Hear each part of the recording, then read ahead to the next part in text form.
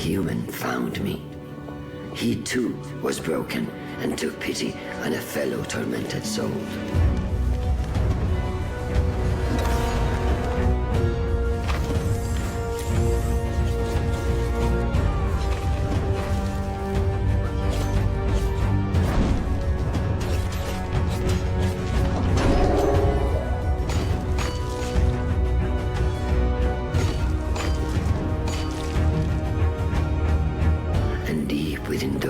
strange eyes.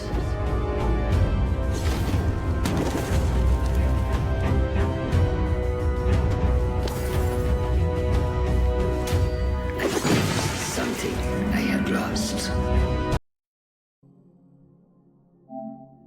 Lost. Hope.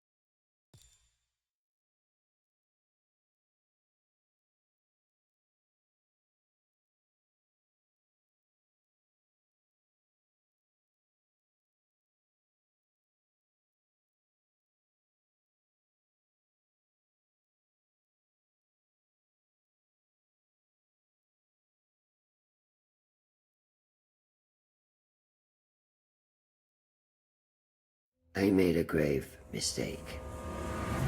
The kind that cannot be fixed.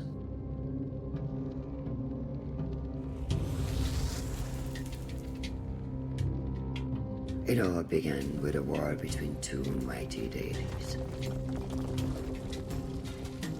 A conflict with dire consequences. The fighting rent the very fabric of our world. As the crack deepened, it spread like the grasping roots of a tree. And through that fissure, something terrible escaped. Something unnatural.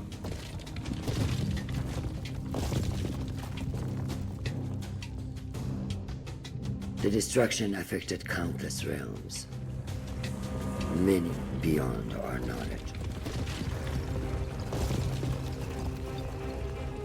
But then, when all seemed lost, the deity created a holy sign, a way to seal the crack and stop the blight. And for many years there was peace. But even an instrument of order can be dangerous if it falls into the wrong hands.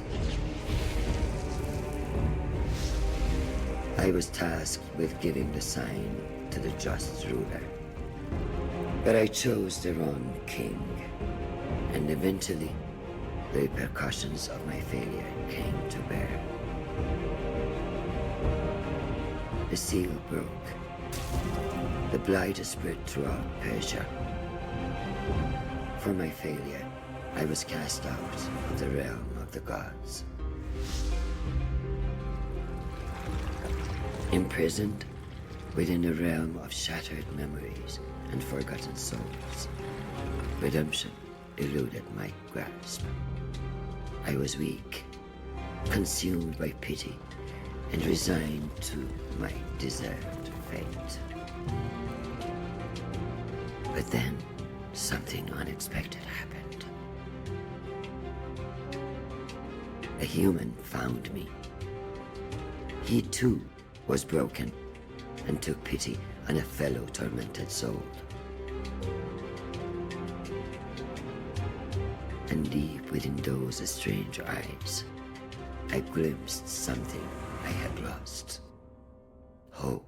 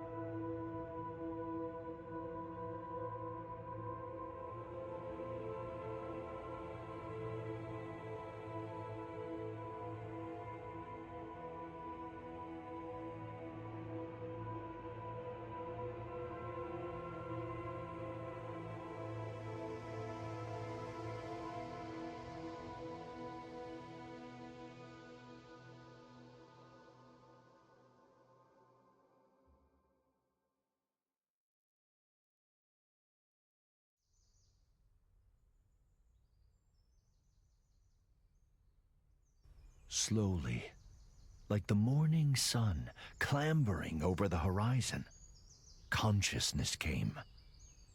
He opened his eyes.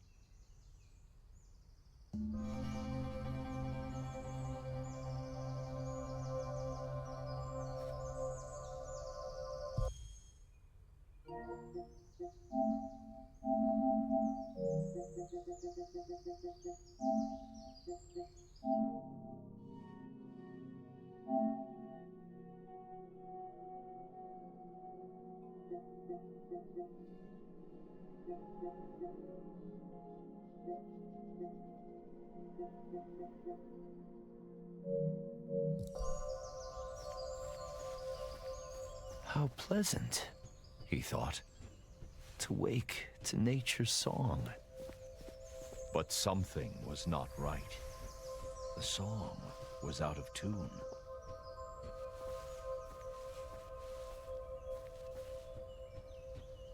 As he navigated the narrow paths, he breathed in the fresh mountain air. It focused his mind. Questions bobbed to the surface, like apples in water. How did I come to be here? He asked himself. No, that's not the right question, nor is where I'm going. A single terrible realization crystallized in his fogged mind. I don't know who I am. Many stories have been told about poor souls who have forgotten the paths they have trodden. But there is more to this tale. That I promise.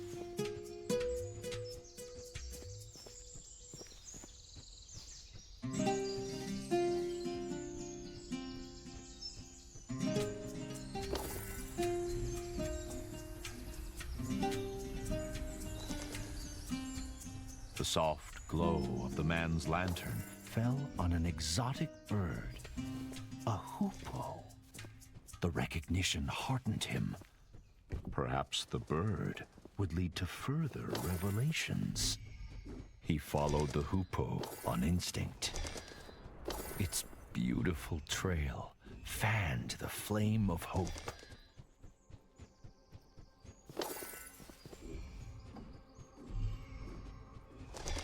He spotted something glinting among the rocks. Something that called to him.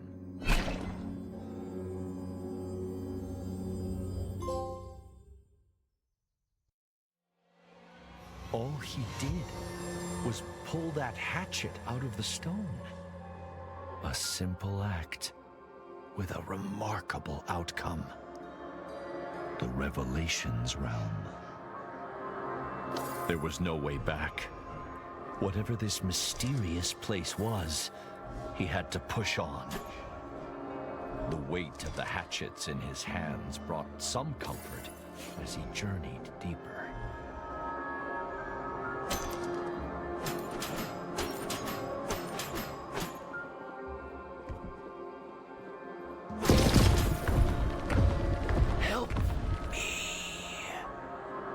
Who's there? The man called, his voice muffled by the thick, static air. Please, help! Where are you? No answer. He then felt despair, the kind that only the truly alone know. But he was mistaken. There was another in this ethereal place. The tree was alive, but bound tight by otherworldly rocks and glowing tentacles. The blades of the man's hatchets were sharp.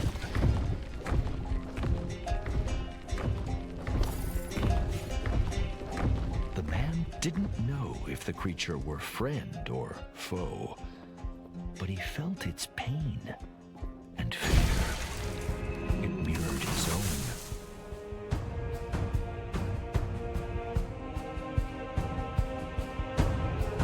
Was freeing the creature wise? The man did not know, but empathy overrode his rational misgivings.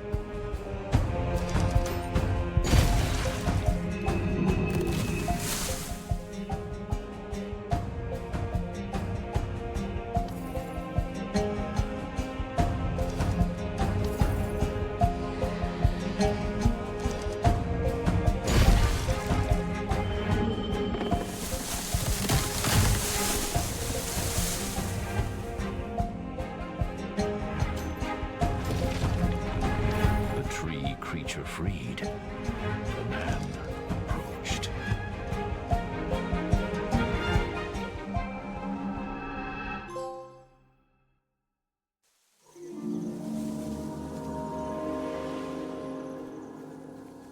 What happened?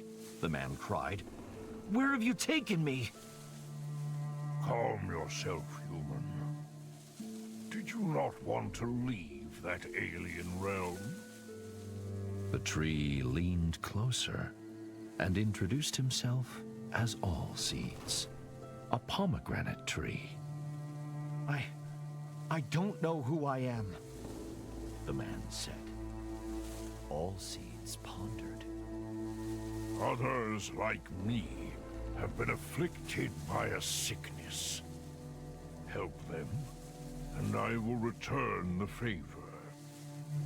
All Seeds told the man to look for talisman stones, strange rocks protruding from the ground. Destroying the talisman stones would free his kind. Then, the mighty tree extended a great branch outwards, pointing east. Unearth the Canot Gate to find the path forward, to find yourself.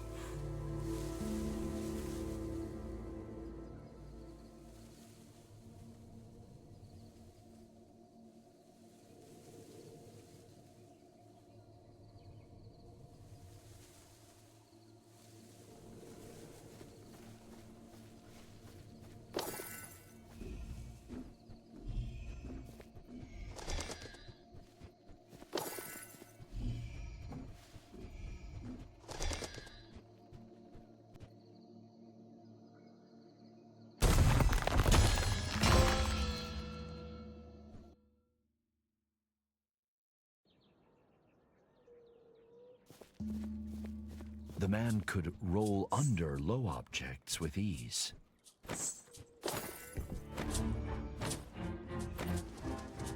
As he ran, the man mulled All Seeds' words. How will rescuing the tree's kin help me recover my memory? He wondered.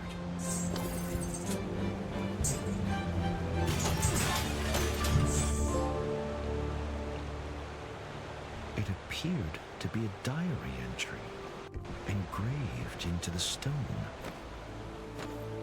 But to whom it belonged was a mystery.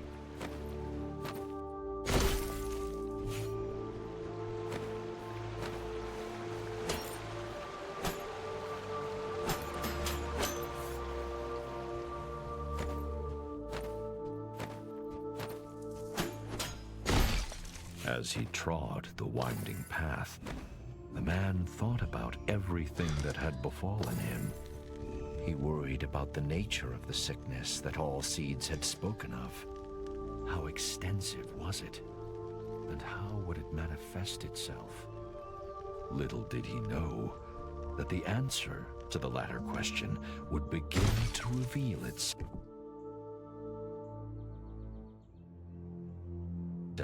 a few steps further.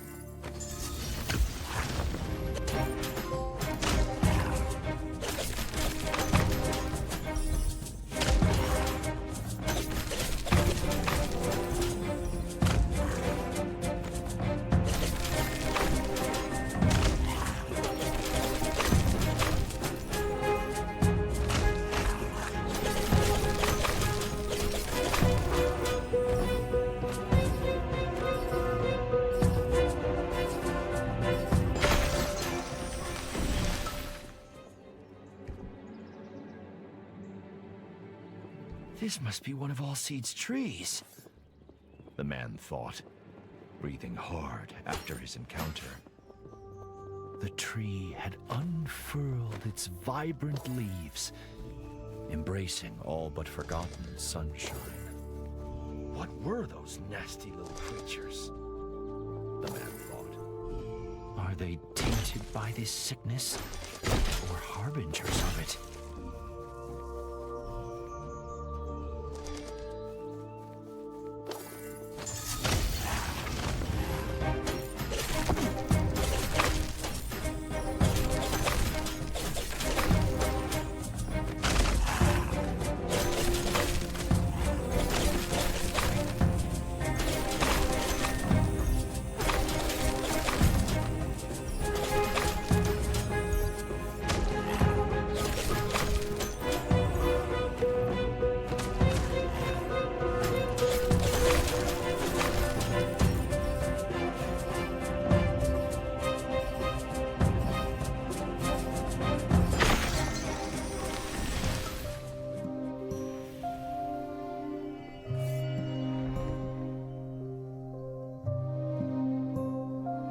As the second of Allseed's kin was released, night cast its veil over the land. The inevitability of dusk, the serene quiet brought the man. Whoever engraved this may know more about those creatures, he thought.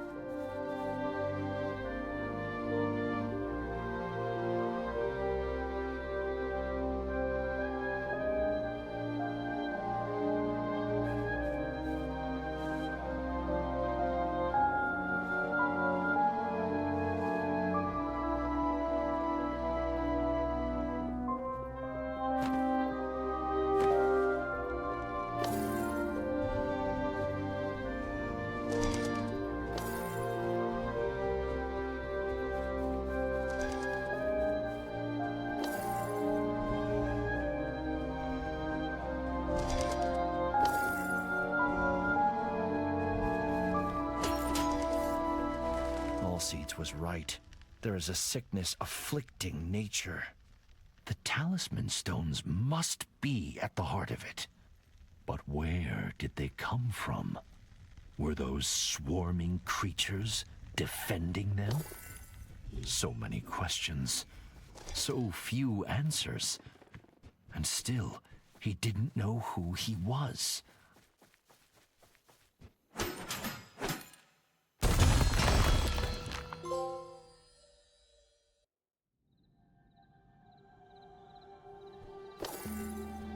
Allseeds was asleep.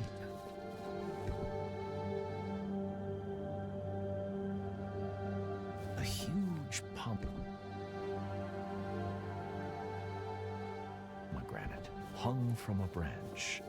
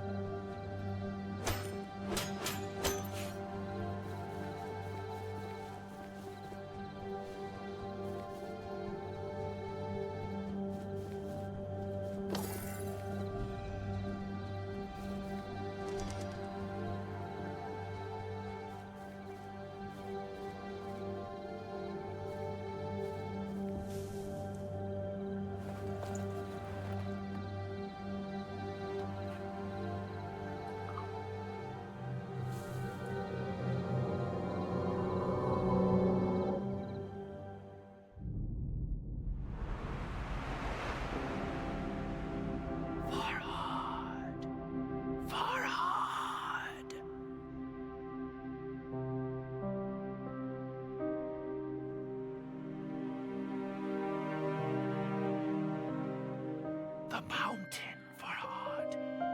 You must dig. I need you here.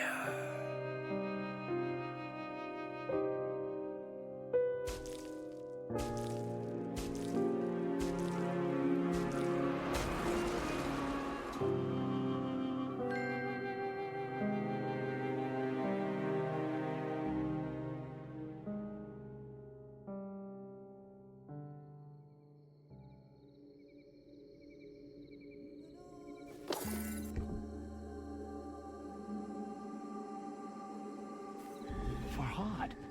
My name is Farhad. But who was that pained woman? And why did she ask what she did?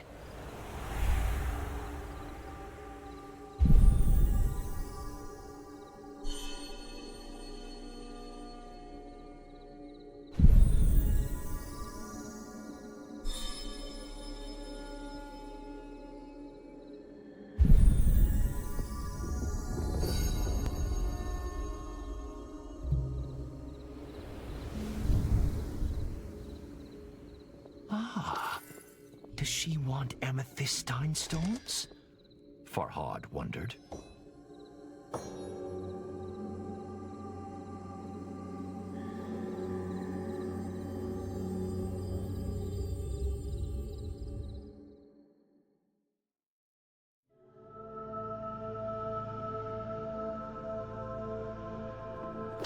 Farhad found himself in the celestial revelations realm once more.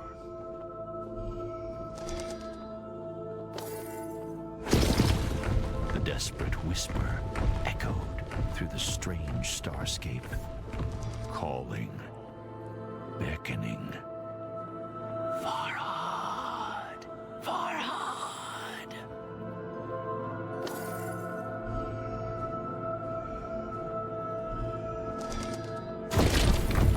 Farhad could hear years of agony in those few words. Help me, Farhad, please.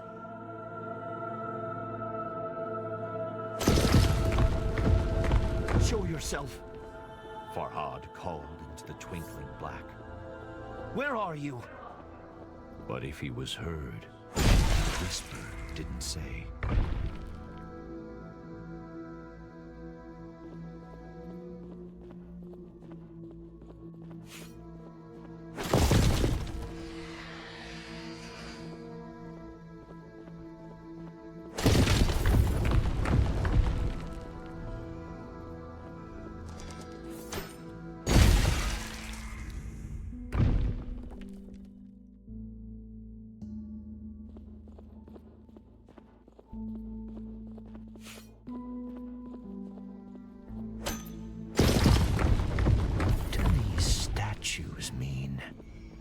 He wondered. One was of the mysterious woman in his hazy memory. She who pleaded with him to come to her. The other, no doubt, was Farhad himself.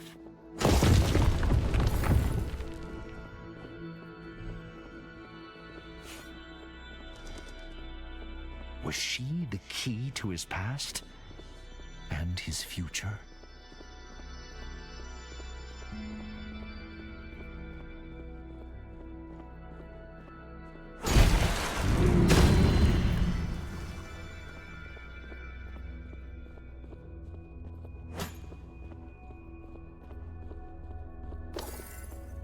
As the statue brought down its hatchet, the white liquid flowed.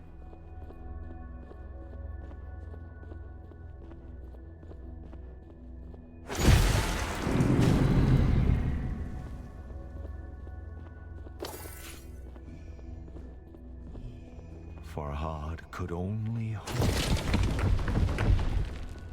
that soon his thirst for answers would be quenched.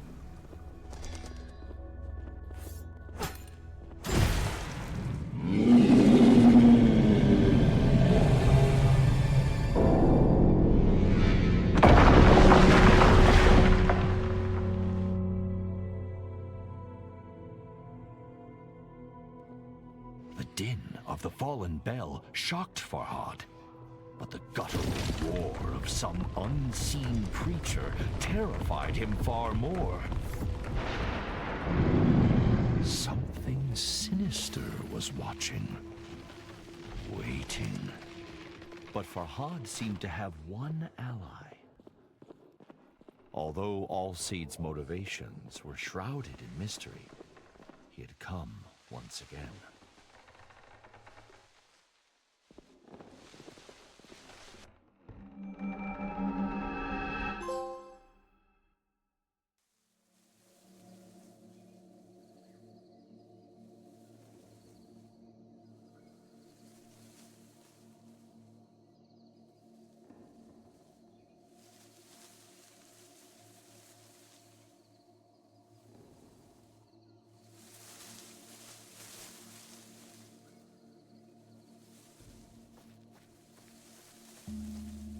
What do you know of that place?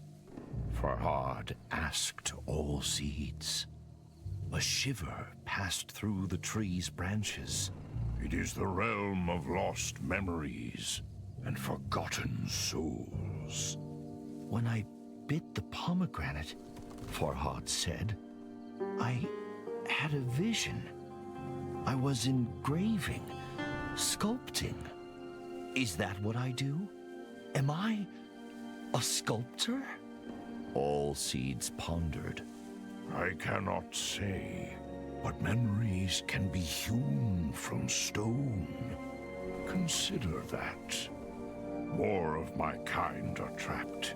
If you can help them, perhaps I can provide answers.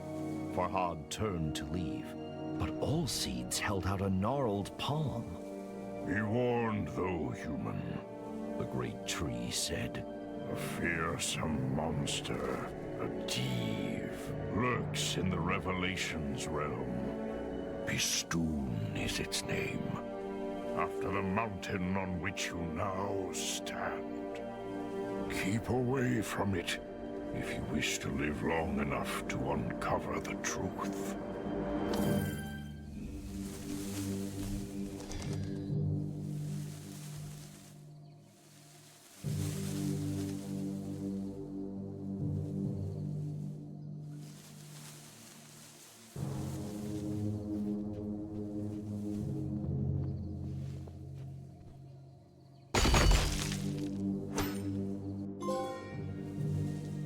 Farhad stood back and admired the engraving.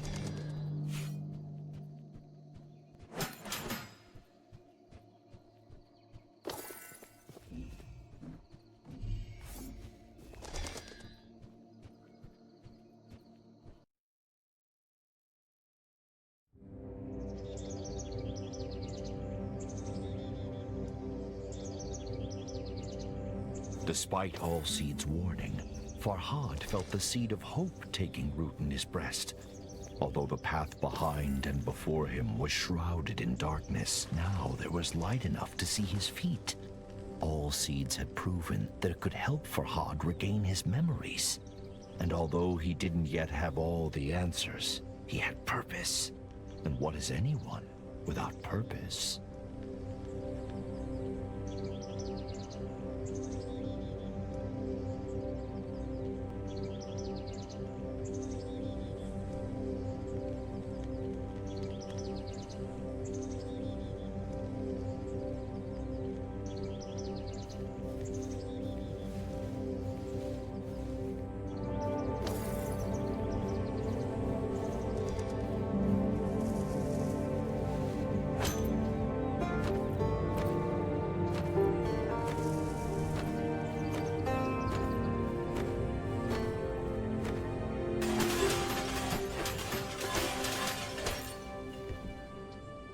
Gulches. A fitting name for the greedy little creatures, Farhad thought.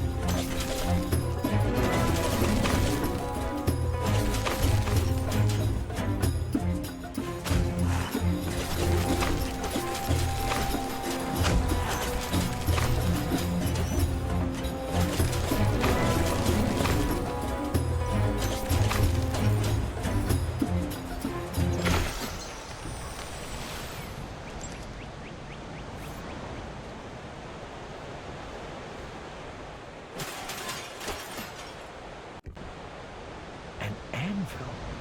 Farhad's smithing skills were no match for his sculpting prowess, but he was confident he could improve his hatchets.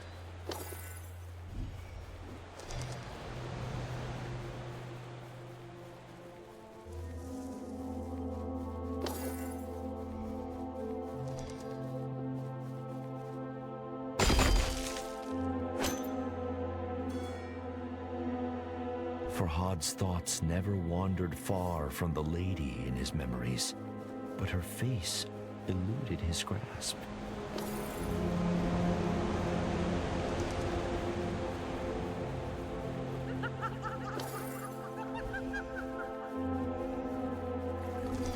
Has such deranged laughter ever heralded anything good?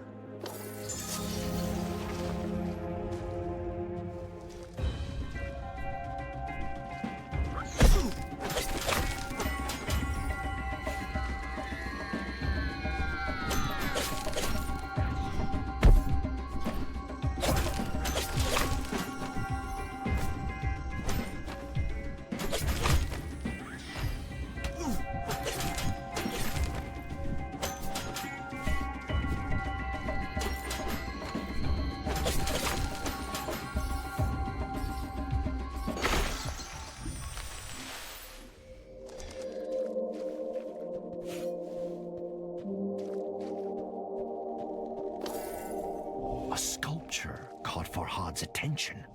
Amethystine stones protruded from its broken form.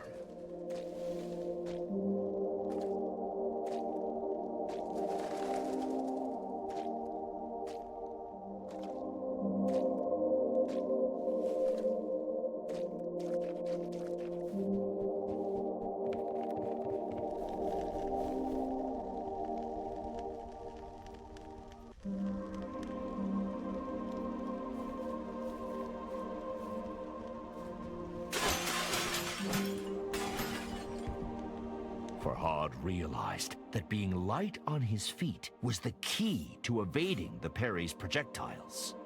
But what new horrors awaited him?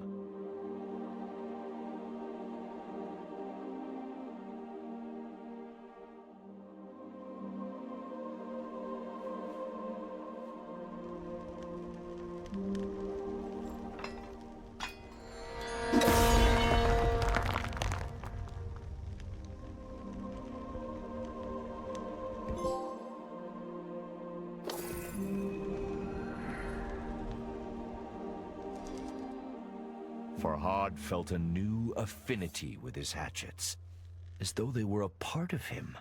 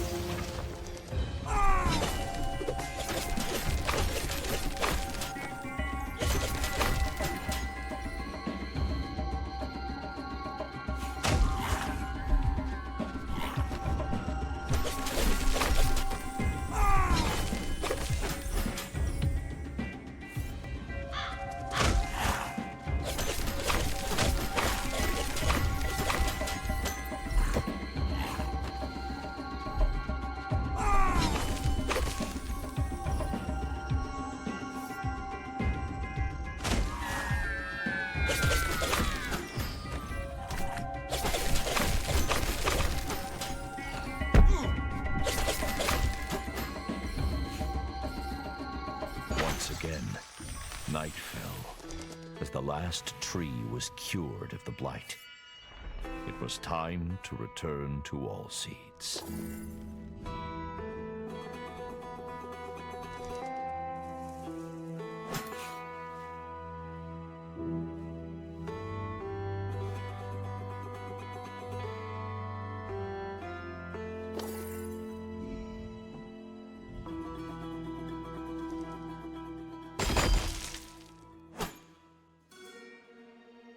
Deep down, Farhad knew who that huge hand belonged to. Bistun, the ancient Div, had its grip on the world.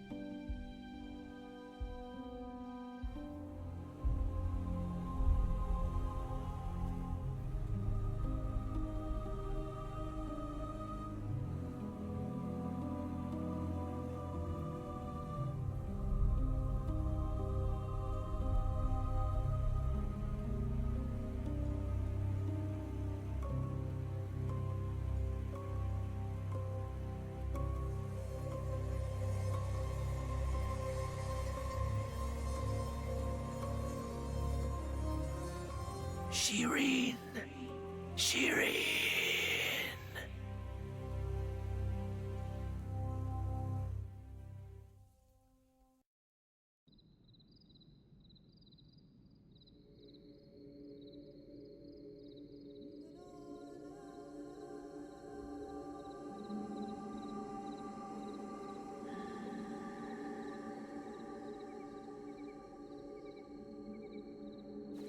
Farhad's heart felt ready to burst out of his chest. Shirin, the name of the woman he loved.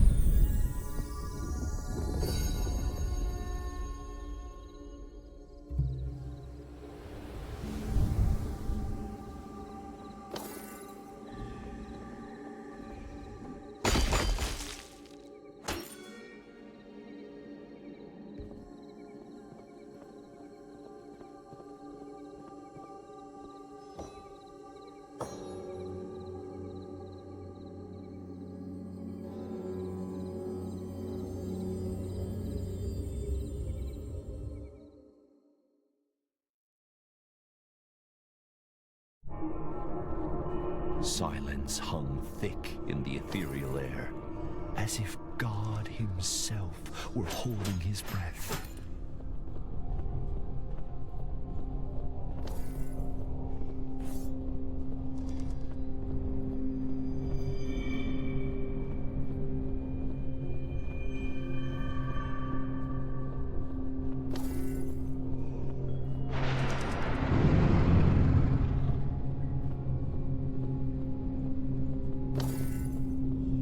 God had forsaken this place, and a demonic creature made it its home.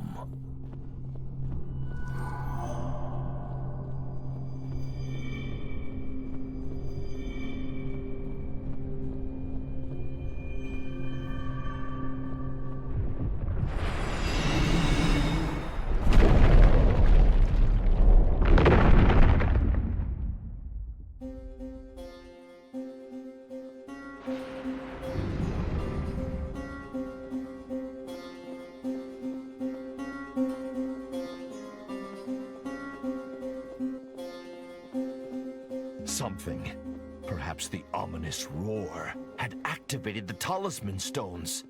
The Hoopoe, Farhad's thankless guide, was trapped.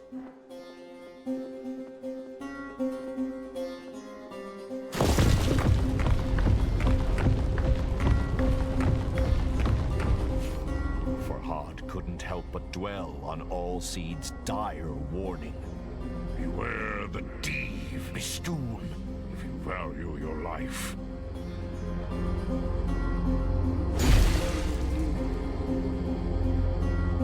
The poor bird was in grave danger.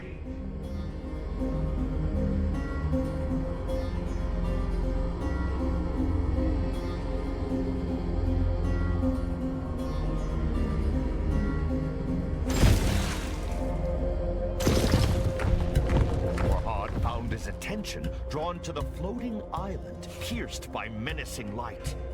He could remember nothing about it, but somehow it seemed familiar.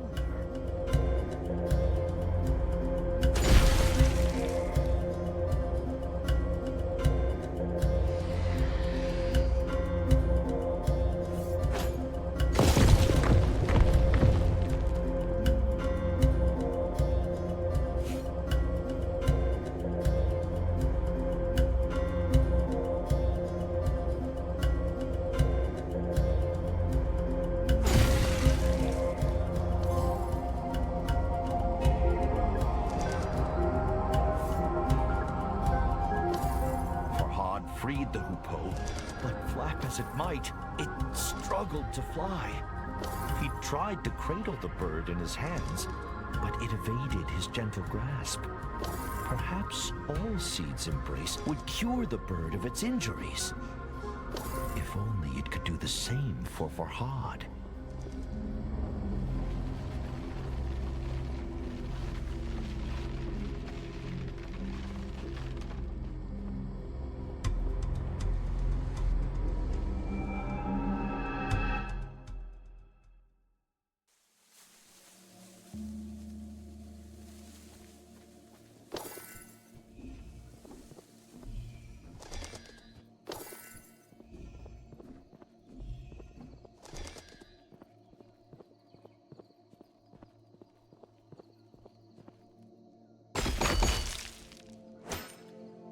So sorry, Shirin, Farhad muttered under his breath. It pained him that he could ever have forgotten his love. What has done this to me, he thought. 1,000 thoughts and fears vied for supremacy in Farhad's head. But all coalesced into a single burning goal. He had to find Shirin.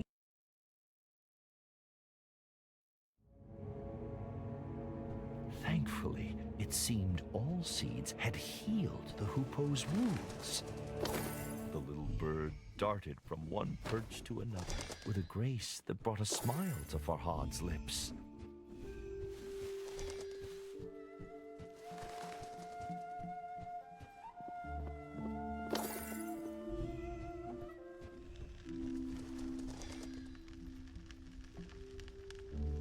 But it was the lukewarm smile of a troubled man. He couldn't stop thinking about the floating island skewered by light in the Revelations realm.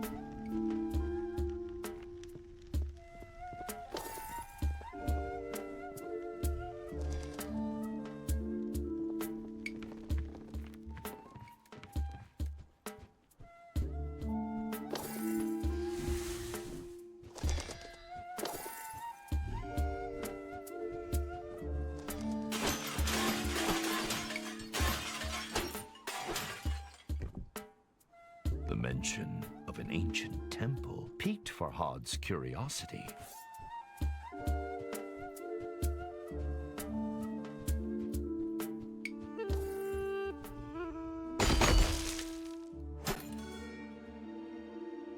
A reassuring warmth flooded through Farhad's body at the memory of Shirin's delicate face.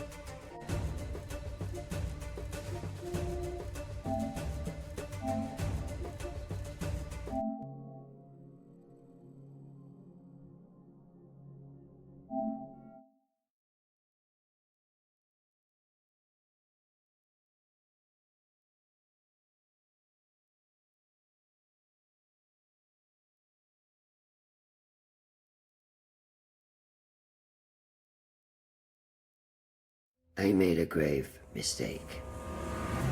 The kind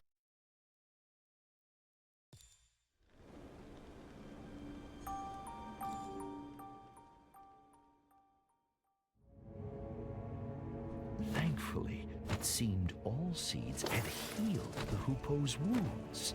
The little bird darted from one perch to another with a grace that brought a smile to Farhad's lips.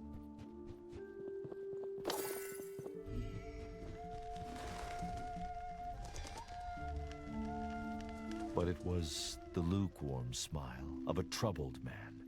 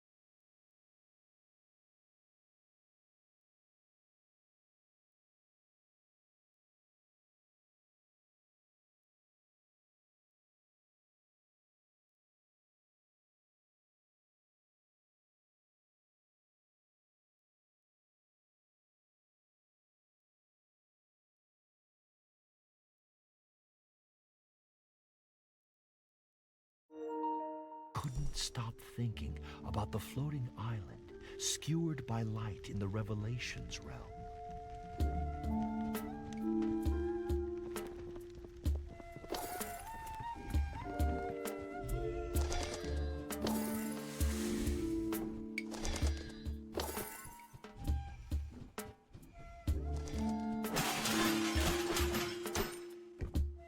The mention of an ancient temple piqued Farhad's curiosity.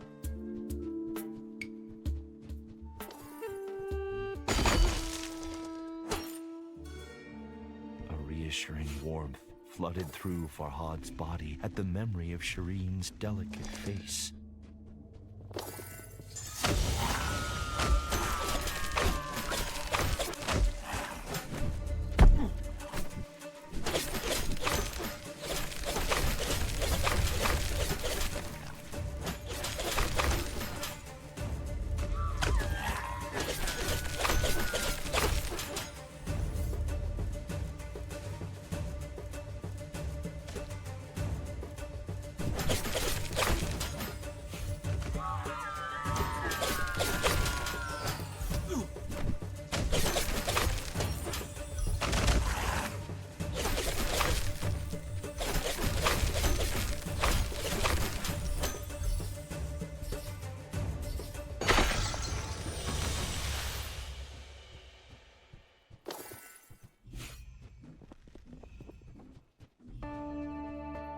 Another of those cursed arenas. Just how far had the blight spread?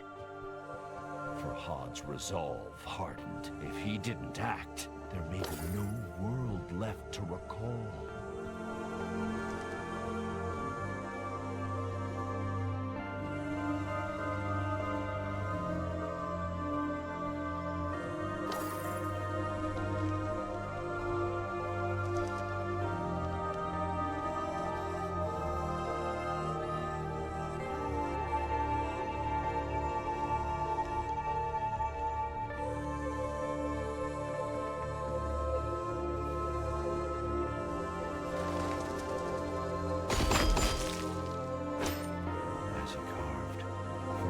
Memories of Shirin grew stronger. He cherished each as the bee treasures nectar and vowed to never forget her again.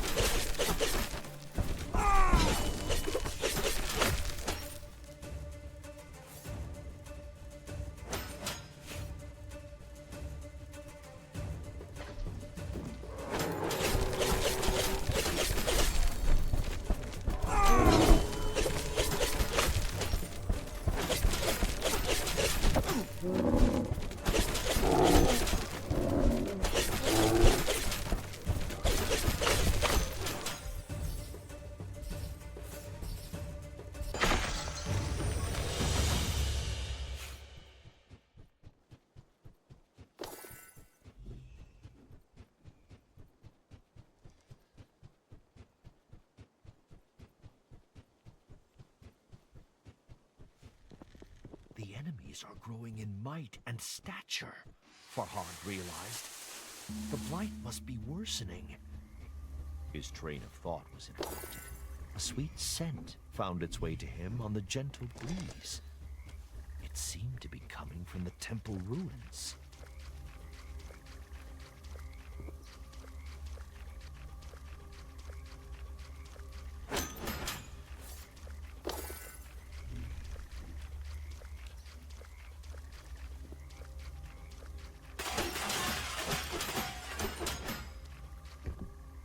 Does the law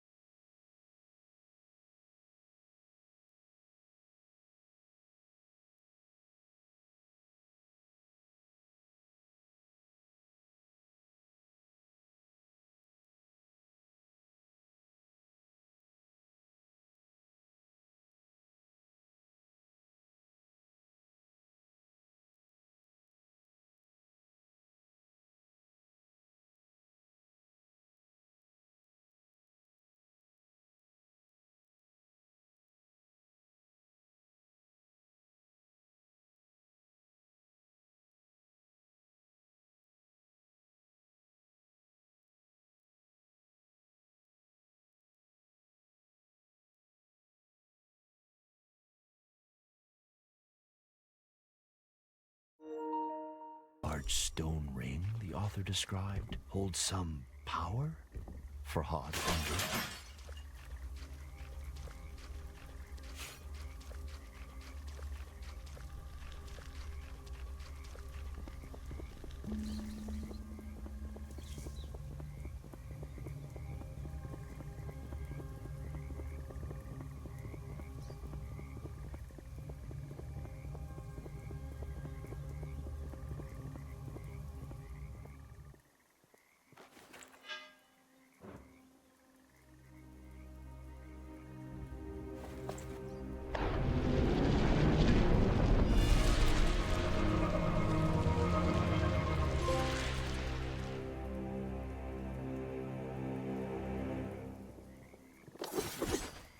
The pickaxe's handle was carved from the fragrant branch of a pomegranate tree. Have I used this before? Farhad wondered. Potato! The pickaxe in his strong hand suggested the answer.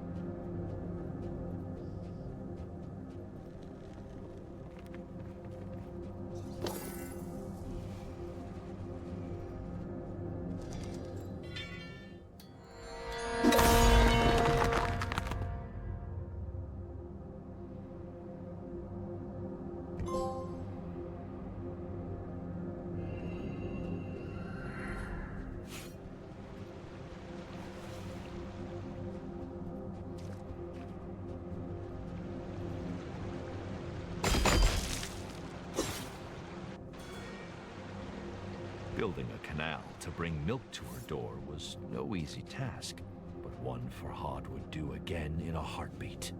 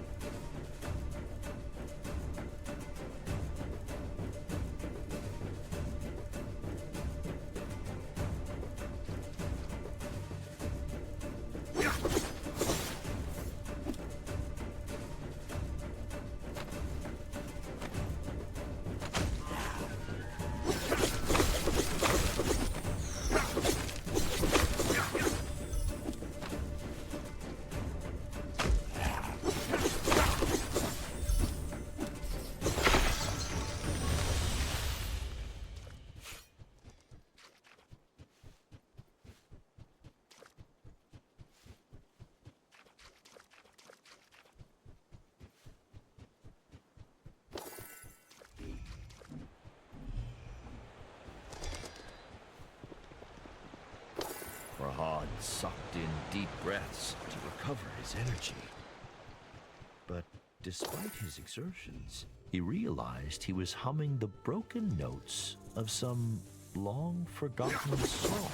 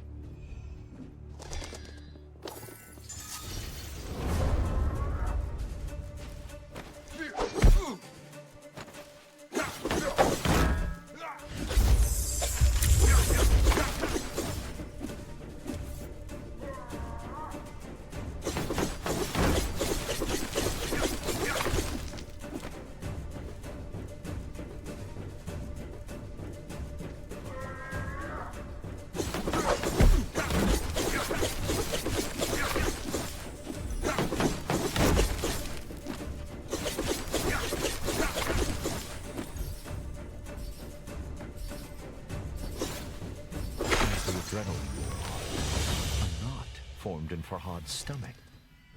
Those were royal soldiers, he thought, but they seemed mindless. Could the sickness affecting nature have spread to humans too? The notion struck Farhad with fear.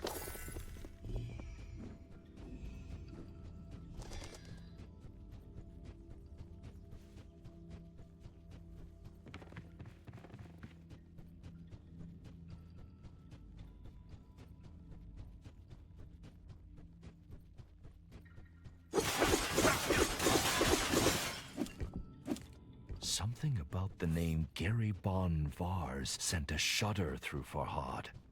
But why? He could not remember.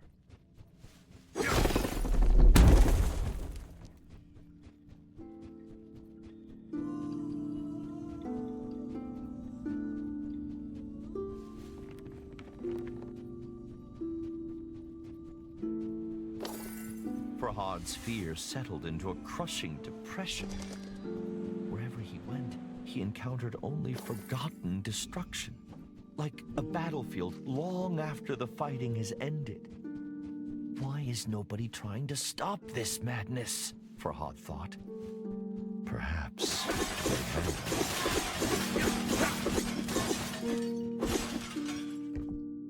a smile touched Farhad's lips, for he was well acquainted with those wondrous trees.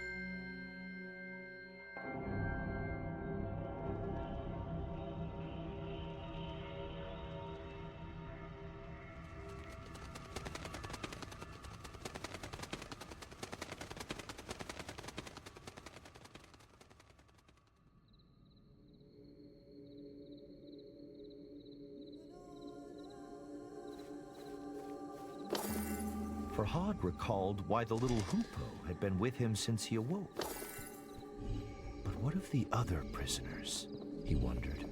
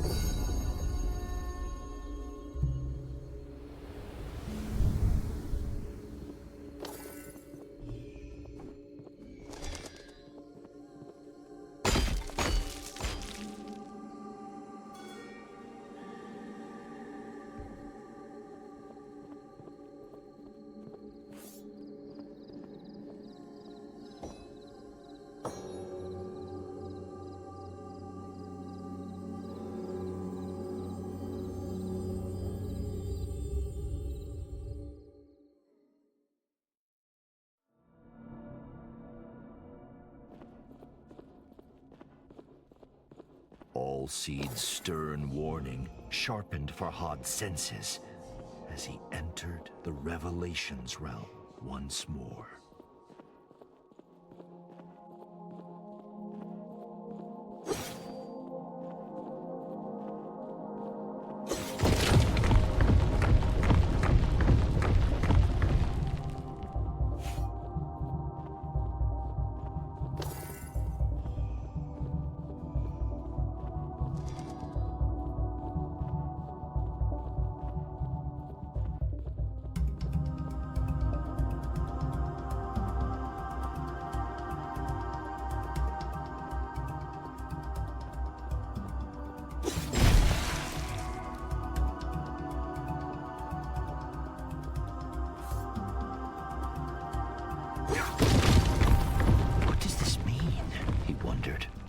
whisper interrupted his thoughts.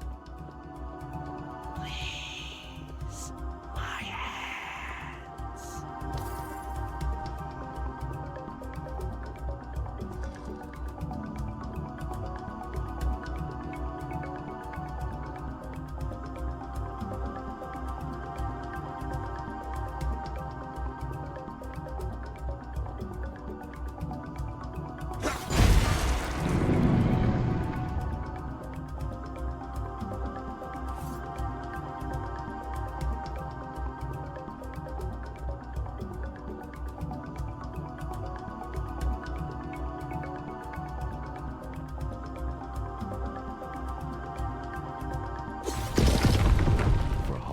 Swallowed a lump in his throat. He could feel eyes upon him.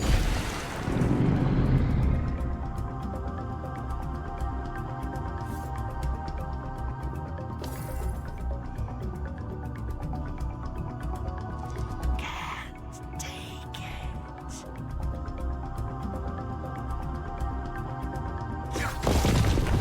He was nearing the imprisoned whisper.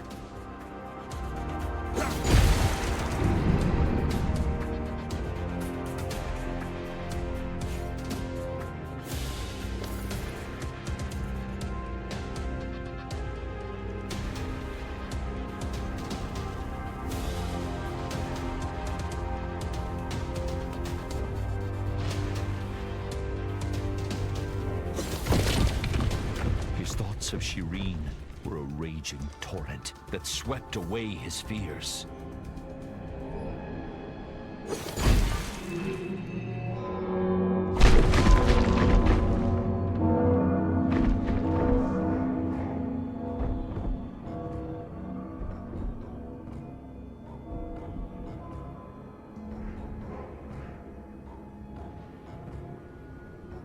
Amidst the pealing bells, Bistun's roars grew louder, closer. But the fortress of oblivion beckoned. The path to his love was open, and so he ran.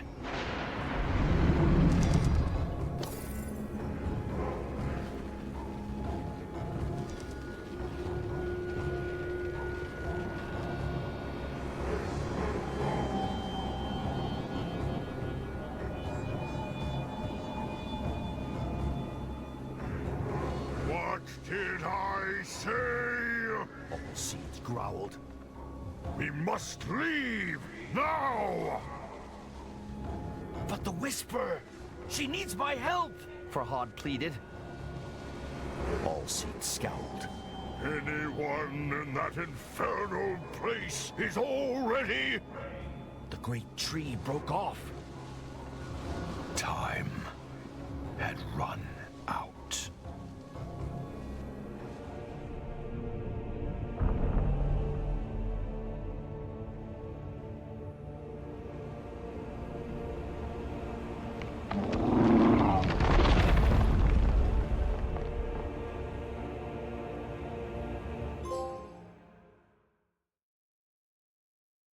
Farhad awoke to darkness, as thick and foreboding as a moonless night. Am I?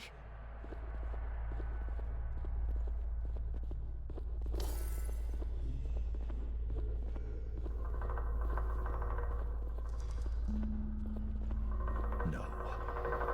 He was still in the Revelations realm, but a forgotten, shattered part of it.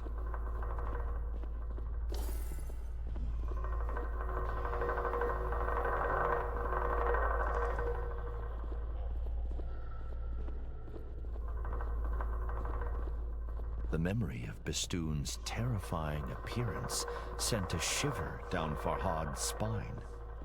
Little wonder they named a mountain after him. I have to find all seeds and leave here. He clenched his fists and cursed his stubbornness. I should have listened, he muttered. All seeds was right. And now, he feared he would pay the price for his obstinacy. I have failed you, my love. he whispered into the darkness.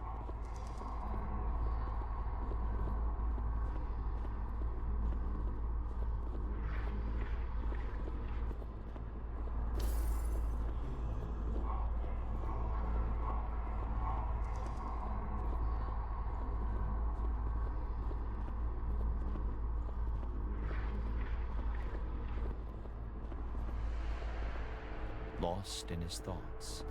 At first, Farhad didn't notice the statues lining his path.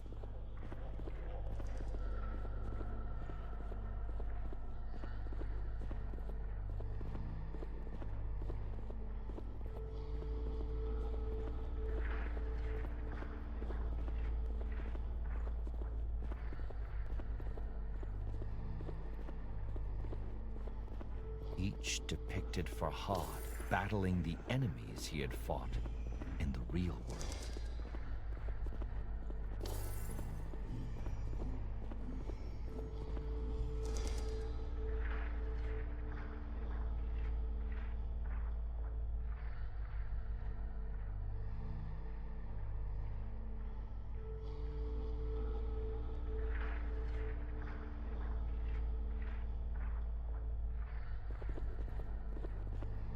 But in every one, the foes had overcome him.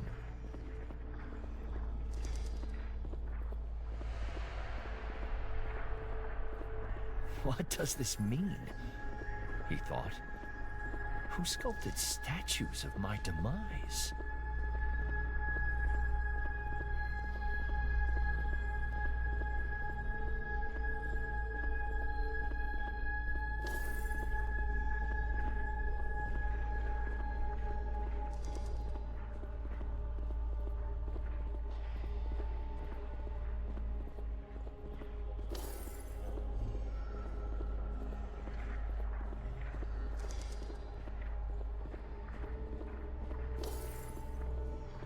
Farhad swallowed a lump in his throat. This one was unfamiliar.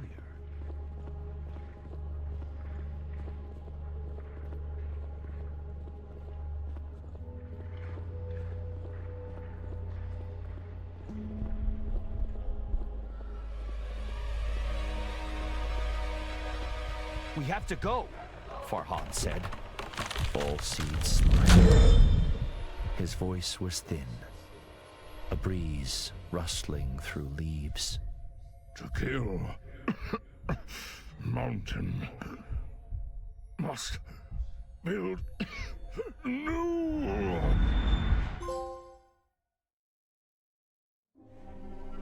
Farhad gripped Allseed's amethystine heart. Tears stung his eyes. He sacrificed himself to send me back, he realized. One last time. Bistun's mighty fingers had snuffed out the candle of hope. A great weariness.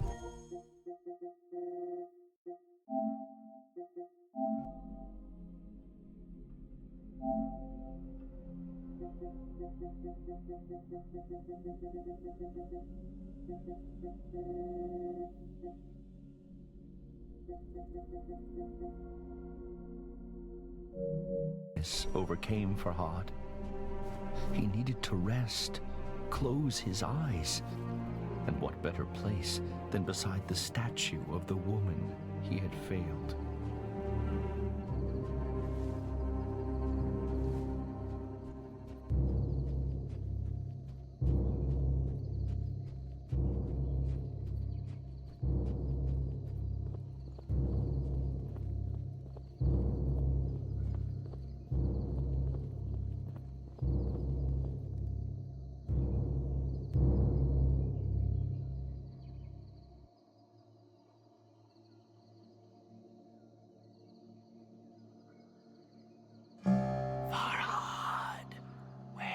Wake up! A commanding, unfamiliar voice said, "Wake up and follow me."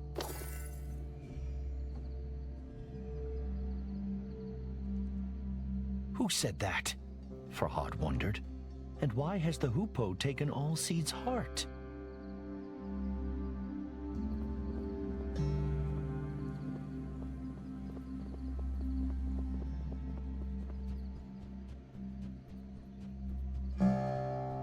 It is good to finally speak to you, Farhad, the Hoopoe said. I am the goddess Anahita. Anahita explained that she had been under a spell of silence cast by Bistun. She could speak again with the aid of the magic hidden inside all seeds for so long. The magic contained within his amethystine heart. Of course, Farhad had many questions. I will explain later, Anahita said. She told Farhad to follow her trail once again.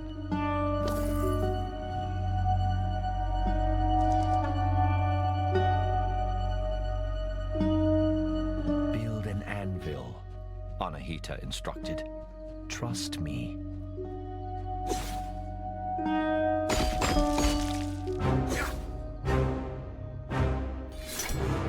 Now, he could change his weapon at will. Come, time is short, Anahita said. We will talk on the way.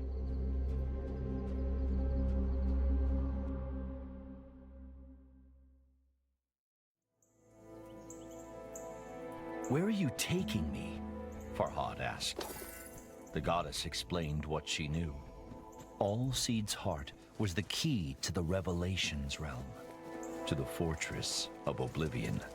But without the tree itself, the heart's magic had waned. My temple bears a holy sign, Anahita said. It may be able to restore the heart's magical power.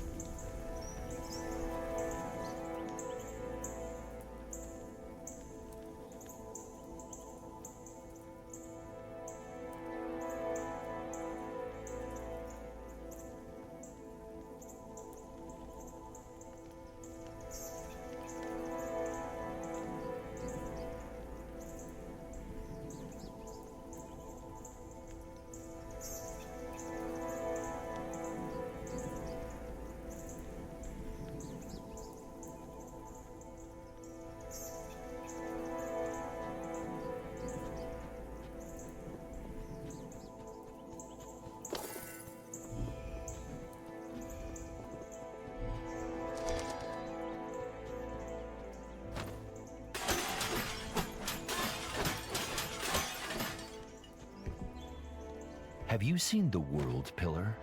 Farhad asked Anahita. Once, the goddess replied. An old friend of mine lives in its branches.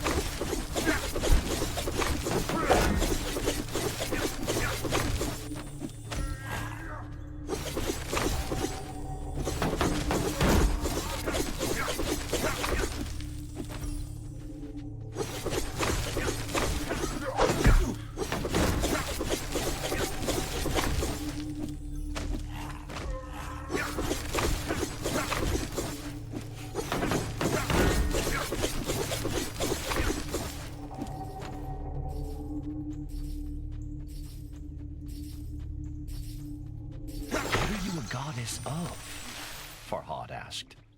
And why are you helping me? Anahita ruffled her feathers. I'm a guardian, the protector of women.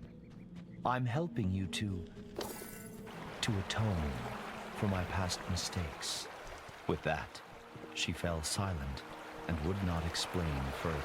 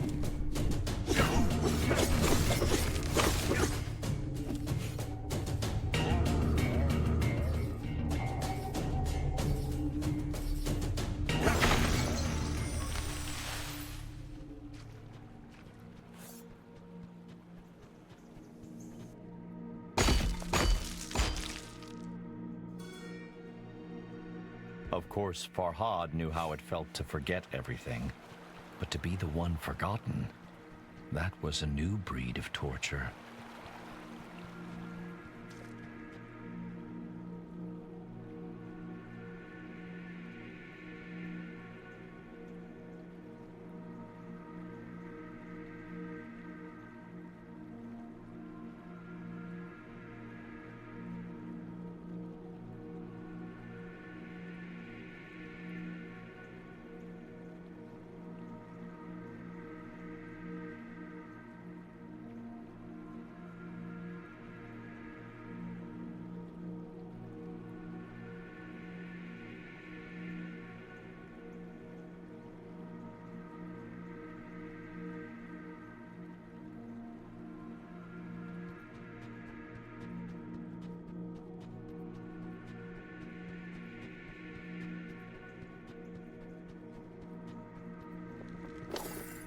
A thought suddenly occurred to Farhad. He asked Anahita if she too had heard the whisper in the Revelations realm. You're not insane, if that's what you're asking, she said. Do you recall the moment you fell in love? Anahita asked. It was when she gave me her earrings for building the milk canal. Farhad said. I had not dared hope her kindness to match her beauty.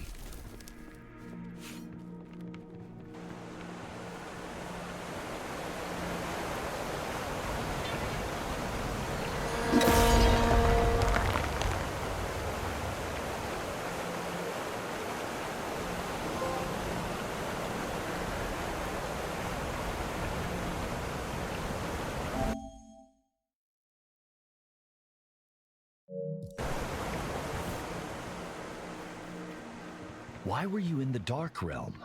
Farhad asked Anahita. I sought the source of the whispers, she replied.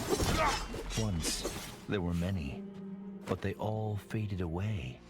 All save one. The Div captured me before I could enter the fortress, Anahita said. I became trapped as a hoop, unable to speak.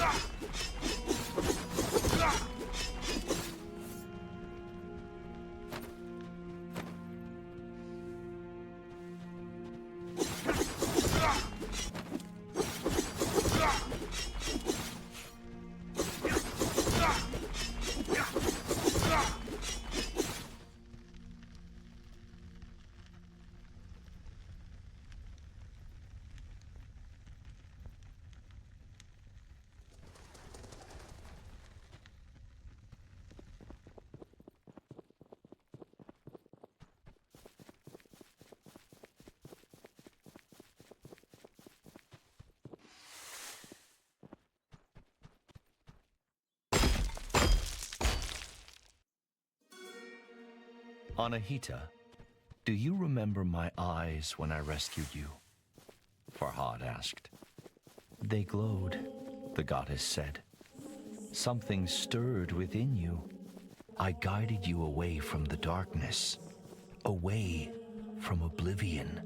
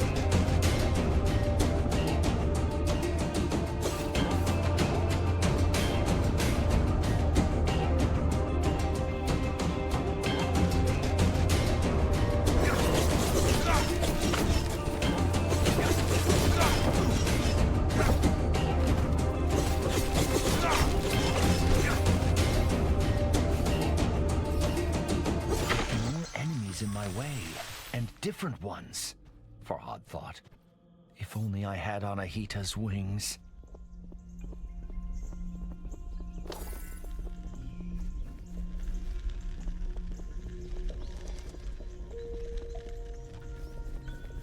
Farhad asked Anahita what she meant by atoning for past mistakes. The goddess sighed. I was tasked with giving the holy sign to the just ruler. I gave it to the wrong person. Chaos spread through Persia. I was cast out.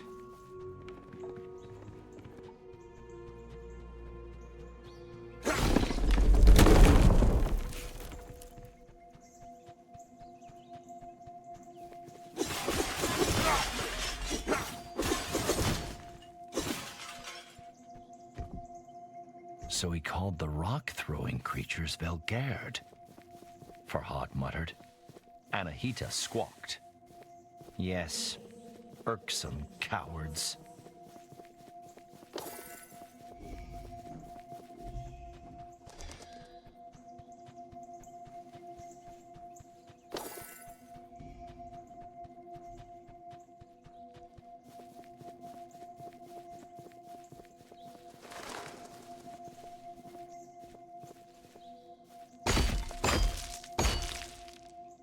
Did you tell her how you feel?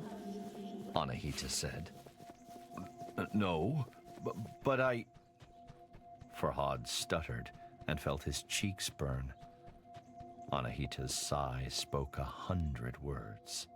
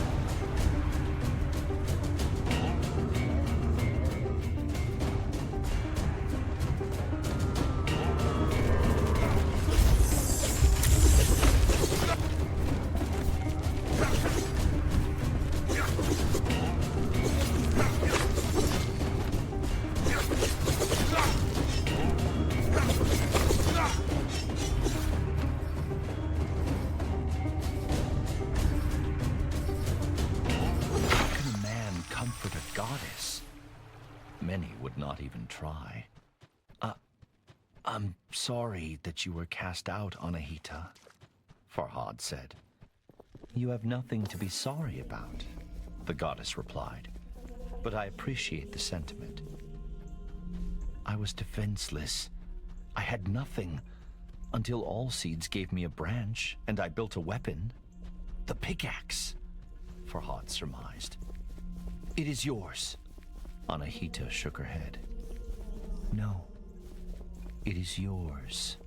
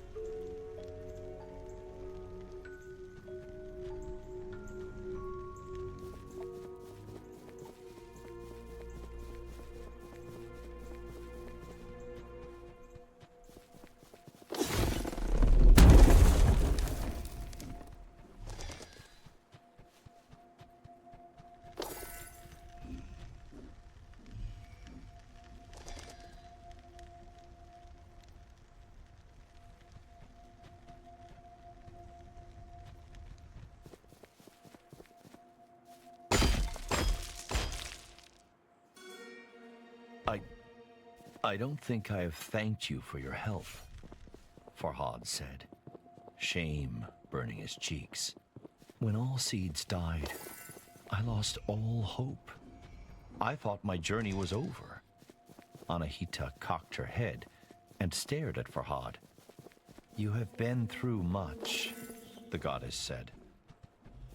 But I fear many trials still lie ahead.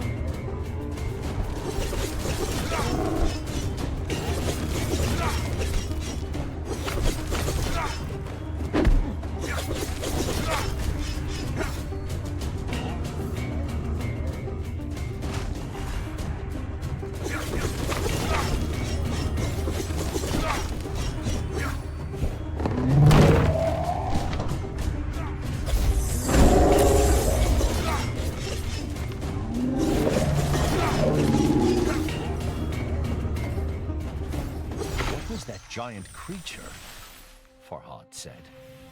A guardian Div, Anahita replied. Come, we must be close to my temple now.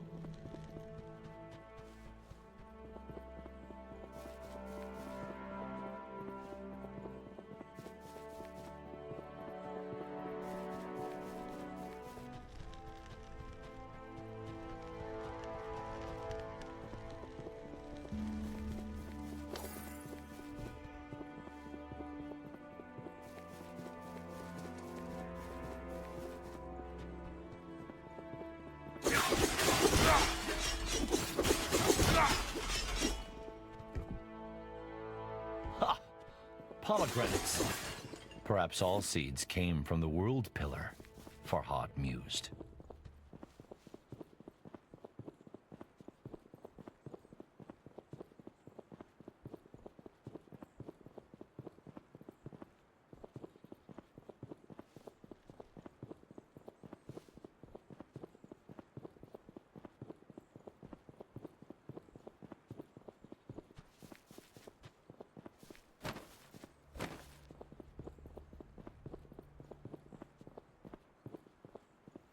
Farhad gazed upon the sigil with wonder and fear. Is that the holy sign? Yes and no, Anahita said. I built this one of many. It is based on the design that Ormazd gave me. Ormazd was not a name Farhad was familiar with. Ahura Mazda, the Lord of Wisdom, Anahita clarified. Suddenly, Anahita spoke with great fervor. Now my temple is safe. We can use this to finish what we started.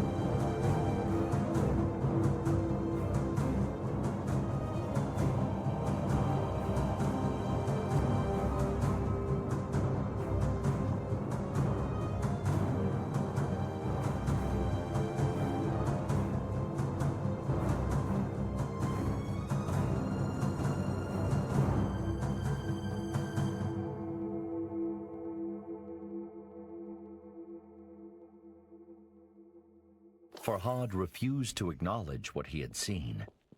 He thought he must be mistaken. It appeared that he had already been to the Fortress of Oblivion, but he had emerged alone. How could I have left Shirin to her suffering? He thought. Guilt took hold.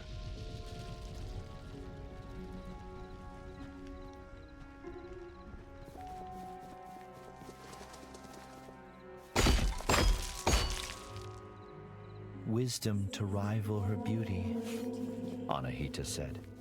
She knows to seek help from a higher power.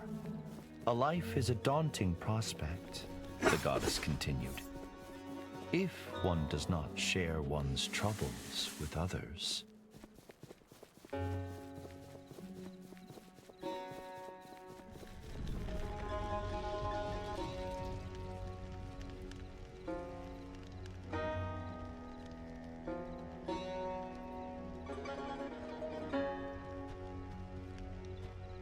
Farhad furrowed his brow.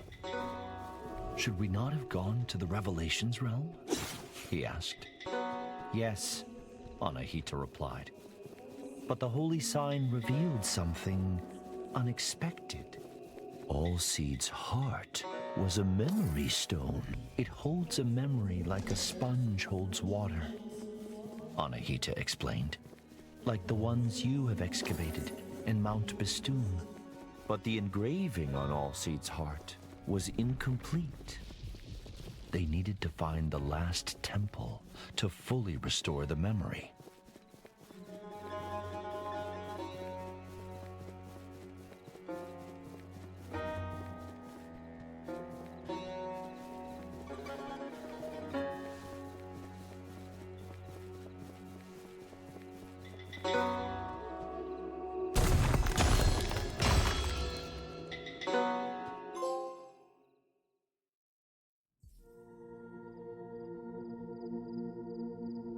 What do you know about these memory stones? Farhad asked. Better I show you, Anahita said. With great trepidation, Farhad took his pickaxe to Mount Bistun once again.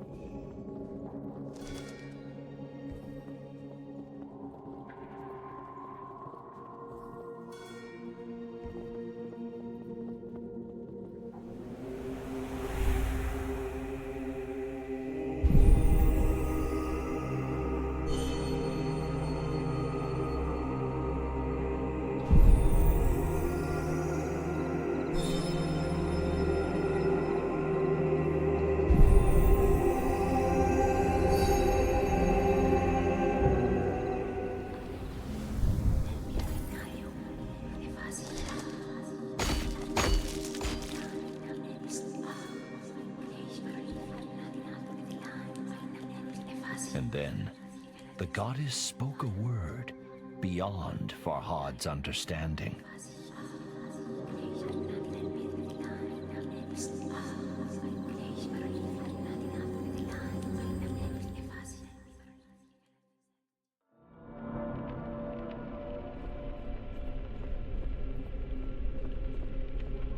Returning to the Revelations realm brought a lump to Farhad's throat.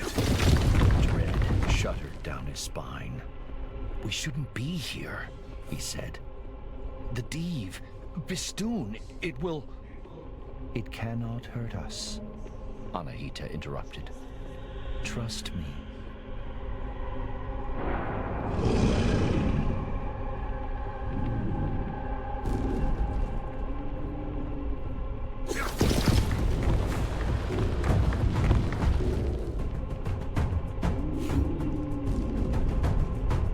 Anahita was right. Bistun pounded against the red mist, but could not force its way through. Anahita became animated. "I have found the key to the memory stone," she said. She told Farhad that a single word was engraved on it, only visible in the Revelation realm's strange light. Oblivion. "What does that mean?" Farhad asked.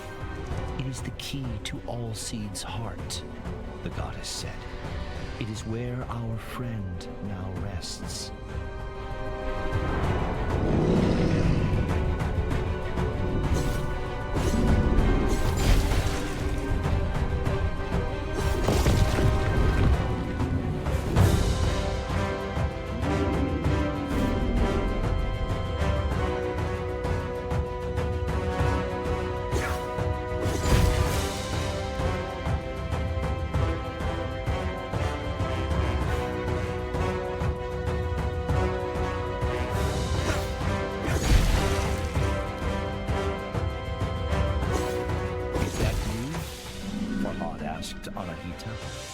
Anahita's voice was quiet and strained.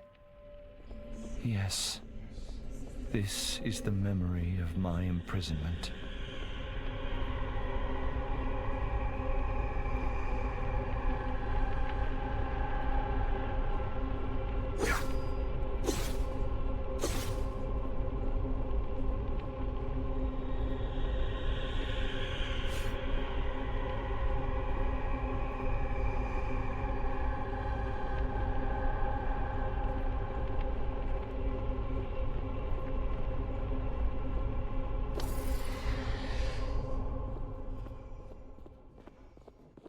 The engraving featured 3 people. On the right was Anahita in human form. On the left, Farhad's love, Shirin. "But who is the man in the middle?" Farhad asked. Anahita sighed. "My greatest mistake."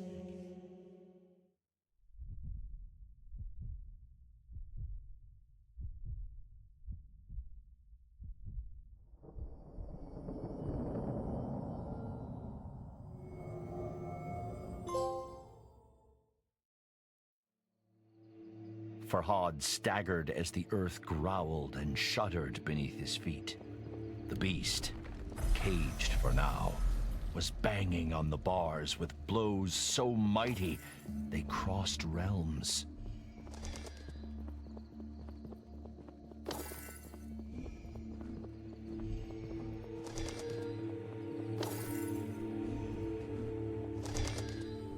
"We have Bistun's attention," Anahita said. "You must confront it." I'm not ready," Farhad said. "How can I defeat such a creature?" Anahita spread a wing. "Look around. Look at what you've created. How far you've come. There is greater strength inside you than you care to acknowledge. Fear is inevitable, but you must not let it control you. If you do, then you have already lost. Follow me," Anahita continued. "I owe you answers."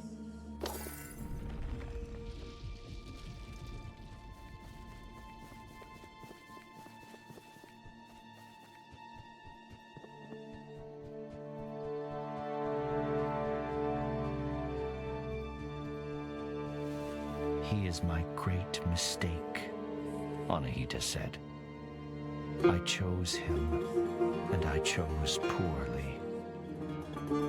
How does this help me defeat Bistun? Farhad asked. Anahita sighed.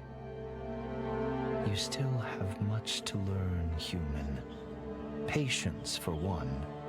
Everything has a weakness, the goddess said. Humans, Div, even gods. But before Anahita could say what Bistun's weakness was, she told Farhad they first had to address his.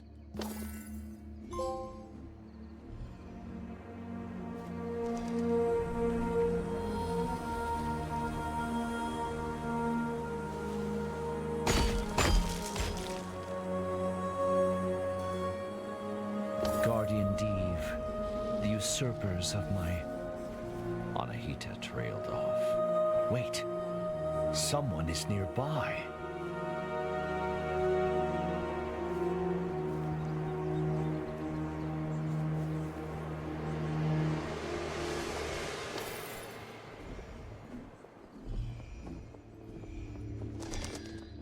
Farhad blinked. His jaw dropped. He couldn't believe who stood before him.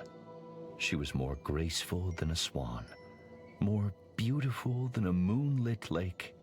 Farhad knew he should have felt only relief at seeing Shirin safe. But to his great shame, his happiness was tinged with chagrin. He had dreamed of saving her from imprisonment, yet here she stood. How did you escape? Farhad eventually said, his voice trembling. Escape, Shirin said, with furrowed brow. Why would I need to escape my castle? I have been there since you built the milk canal.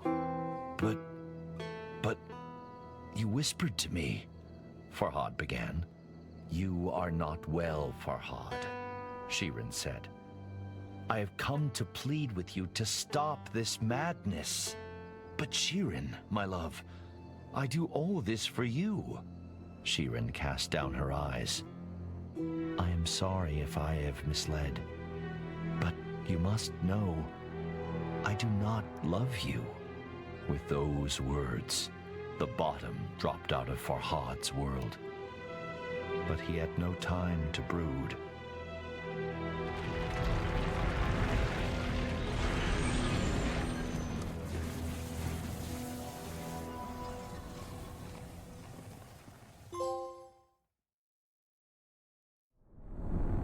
Hurry, Anahita said. She is in grave danger.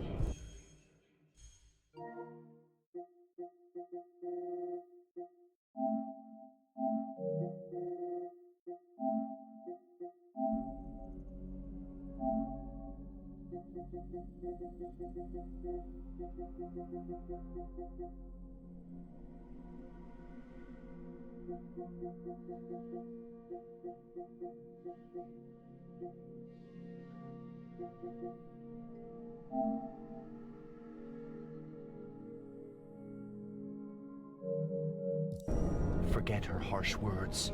Prove that you are worthy of her affection.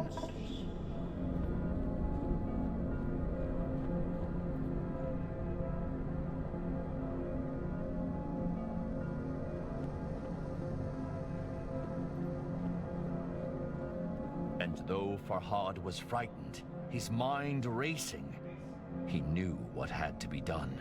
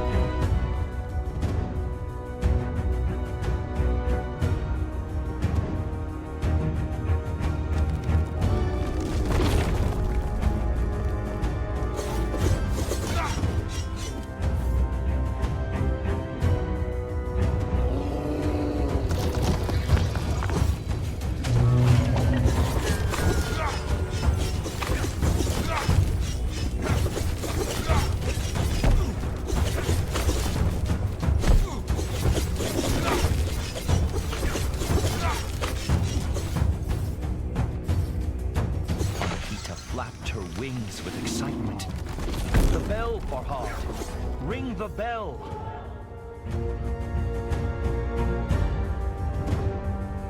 The bell would not peal, her small eyes brimming with sorrow. Anahita caught Farhad's despairing stare. Save her, the goddess said. Do not make a mistake as grave as mine.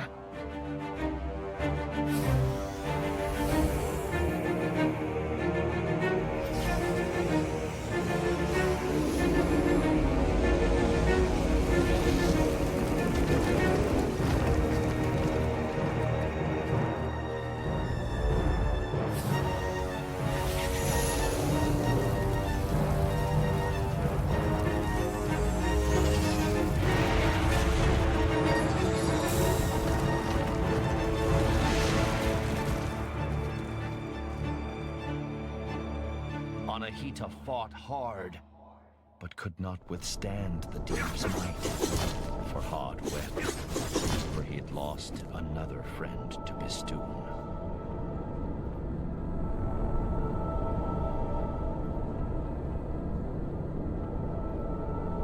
Despite Shirin's cruel rebuff, Farhad longed to help her, but he could make no sense of her injuries. He gripped Allseed's amethystine heart as the drowning man clutches the rope. I failed you, he whispered to the stars. Please, show me what to do. And then, a memory floated to the surface. A single word. Oblivion.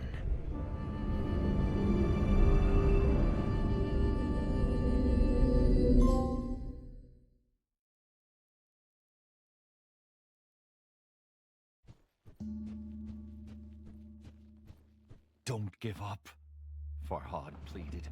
Stay with me. Farhad cradled her in his arms, as if she were made of porcelain, and he saw something wonderful, the slight rise and fall of her chest.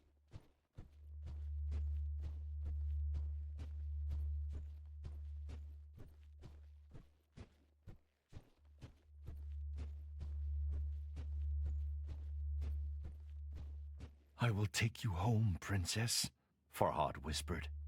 The rain ran down his craggy face in rivulets, masking his tears. Perhaps you do not love me, he said, sobbing. But I fought a mountain for you, and I put trusting friends in harm's way. And selfish as it may be, I would do it all again.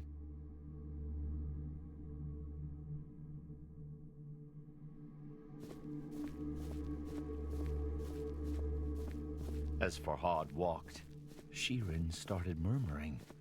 Farhad leaned close. She whispered but a single word. Khosrow. Suddenly, it all made sense to Farhad. The stone carving. The two were the perfect couple. The king of Persia and the princess of Armenia. How could a lowly sculpture question such a union?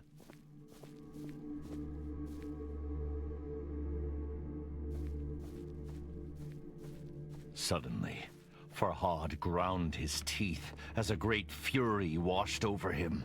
Not at Shirin, or even Khosrow, but at himself. What was I thinking?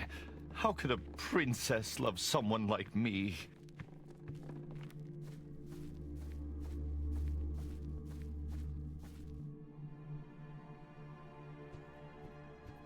But it doesn't do to wallow in self-loathing. And other questions wormed their way through Farhad's anger. If not Shirin, then who does the whisper belong to? How could he defeat Bistun and enter the fortress of Oblivion? Why even try now? Farhad was ashamed by his selfish musings. What happened to Anahita? He thought.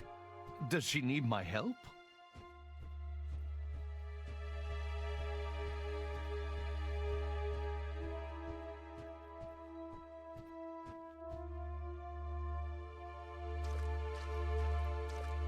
Lost in his wretched thoughts, Farhad nearly failed to notice something alarming. Shirin's dainty feet were turning gray. I can't feel my legs, Shirin mumbled. Shh, be at peace, Farhad reassured her. You will be all right, as Anahita was. Shirin furrowed her brow. Anahita? Farhad swallowed and drew in a deep breath. She is your guardian. She risked everything to help me. He trailed off with a hoarse croak.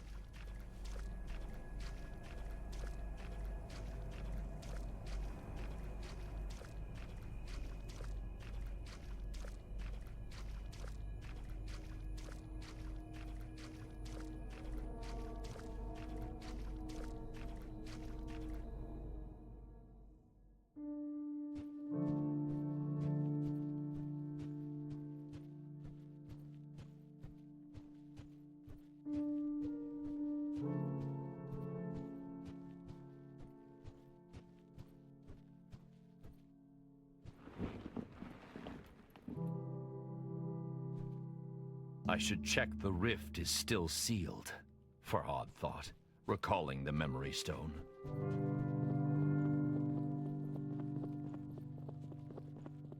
What does the statue hold? Greetings, Farhad. My sources tell me you are a man of your word. Perhaps I should be impressed, but reports of your engravings give me cause to question your sanity.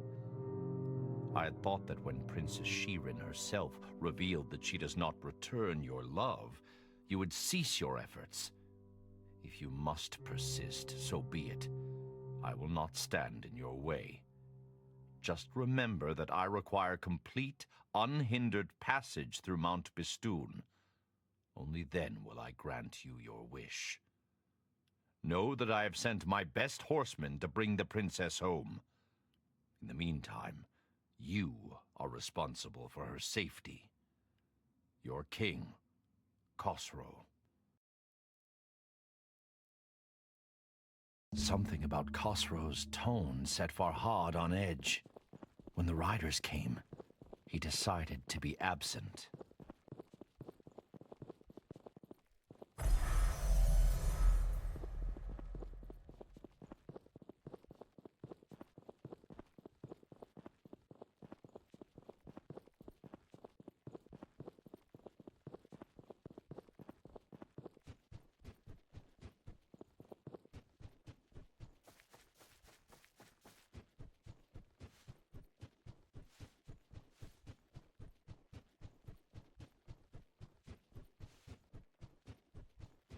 My lady, Farhad began, forgive me. I could sit here by your side for 100 years, and the gentle rise and fall of your chest alone would sustain me. Farhad swallowed a sob. But I cannot stay. Anahita, the one I mentioned. I must find her. But do not be afraid. The king's men approach like thunder. You will be safe with them. Safer than you ever will be with me.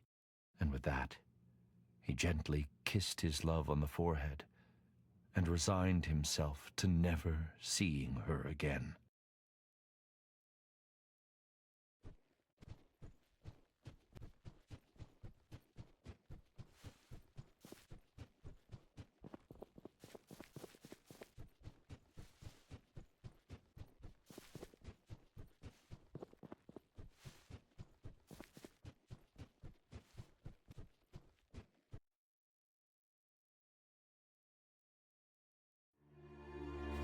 Princess Shirin traveled here alone, Farhad tried to reassure himself.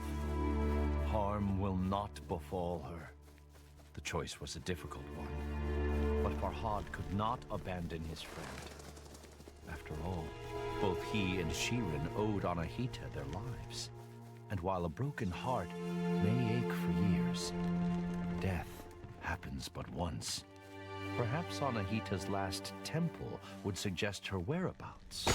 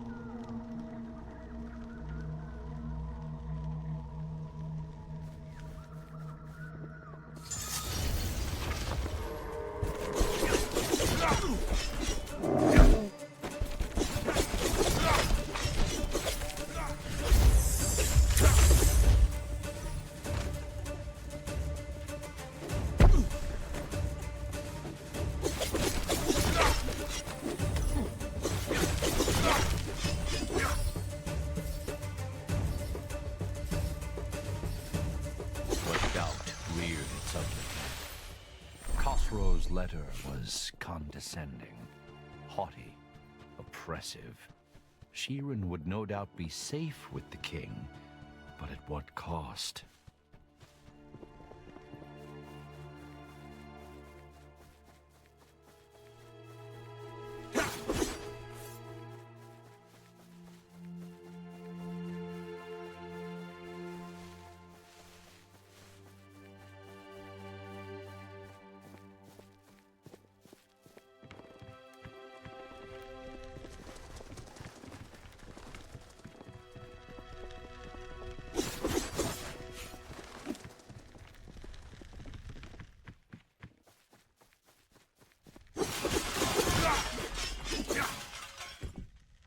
Farhad's fingers brushed all seas. So that is how you came to be, old friend, he muttered.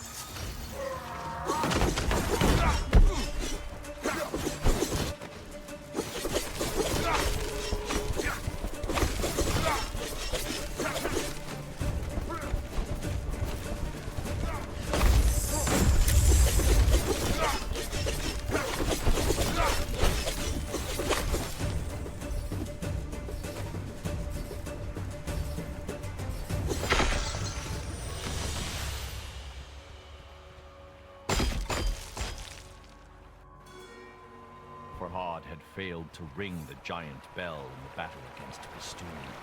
If I had been able, he thought, perhaps Anahita would still be here.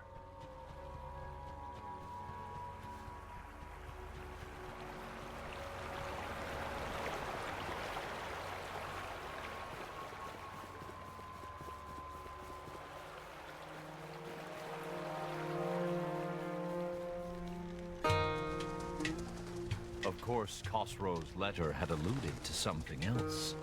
An agreement between Farhad and the king. Why does he want passage through Mount Bistun? Farhad wondered. And what wish does he speak of? Could it be Shirin? The thought angered Farhad. The princess was not a prize to be awarded.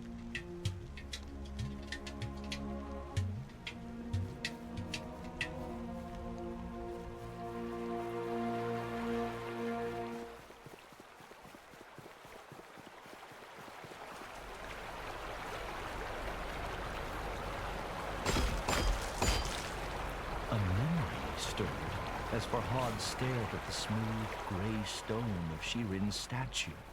Her foot, her skin was turning to stone.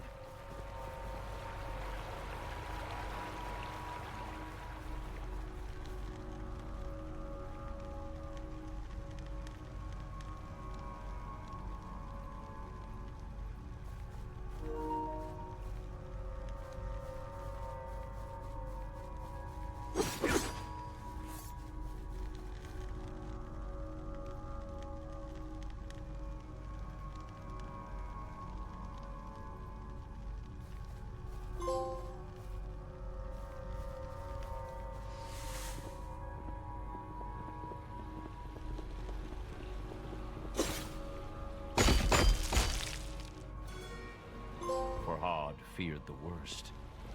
The Div was mighty and terrifying. And if Anahita had overcome it, why hadn't she returned?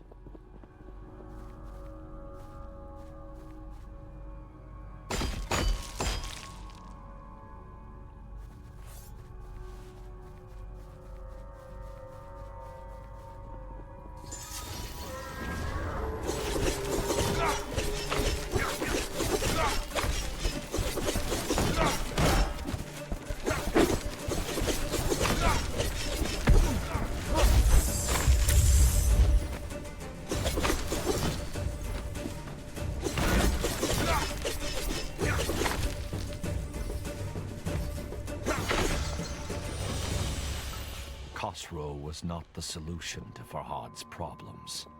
Bistun caused the blight, and no Div. When night falls, I could return for this, Farhad thought.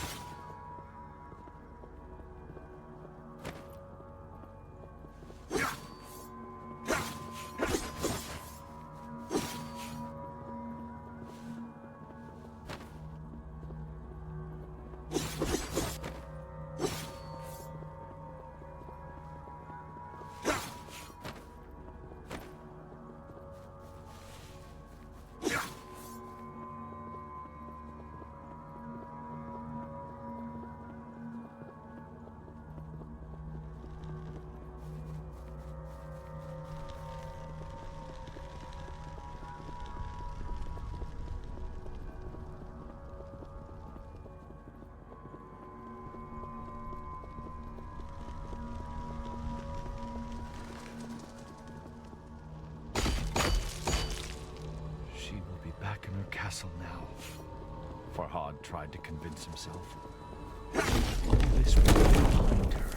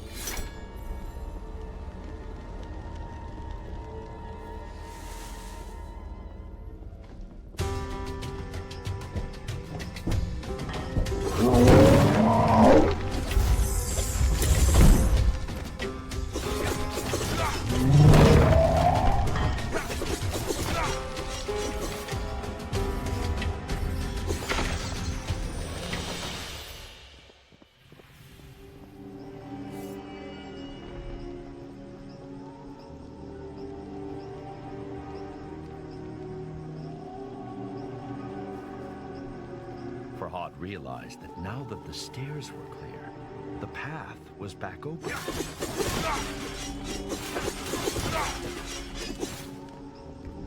Every realm? Farhad thought. If there are more, are there other Div?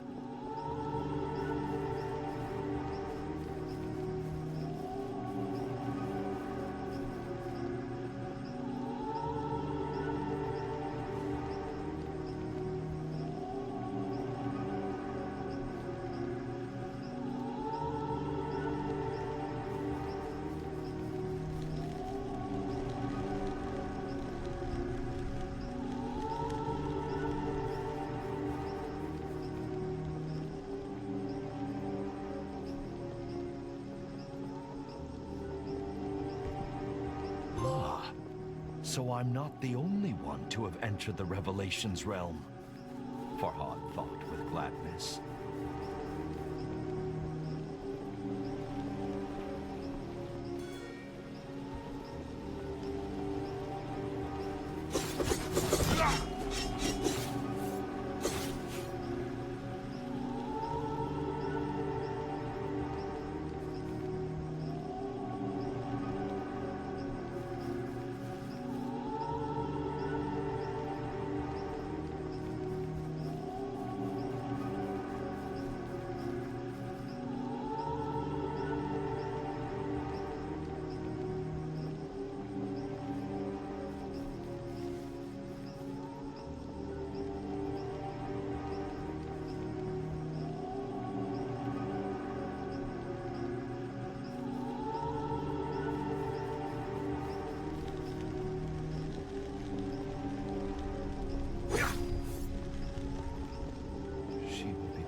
Castle now, Farhad tried to convince himself.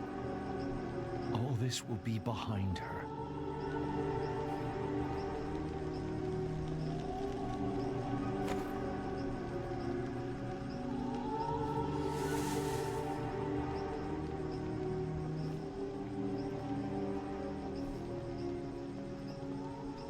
Hope and fear battled within Farhad, but resolve overcame both. This time, he knew what had to be done.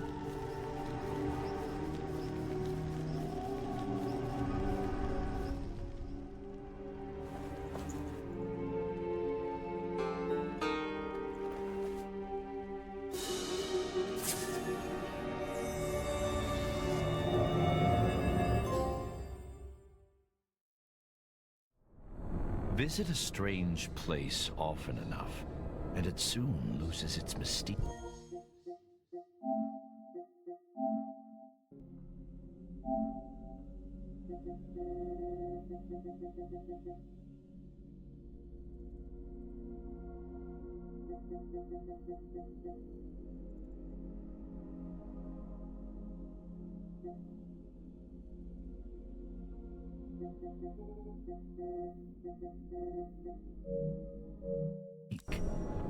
But this was the memory stored within all Seed's heart. A story Farhad needed to know.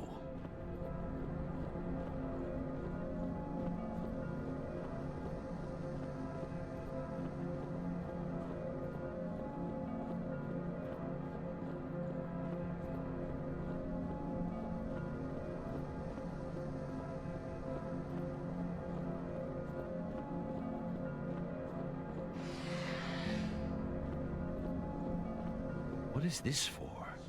Farhad wondered.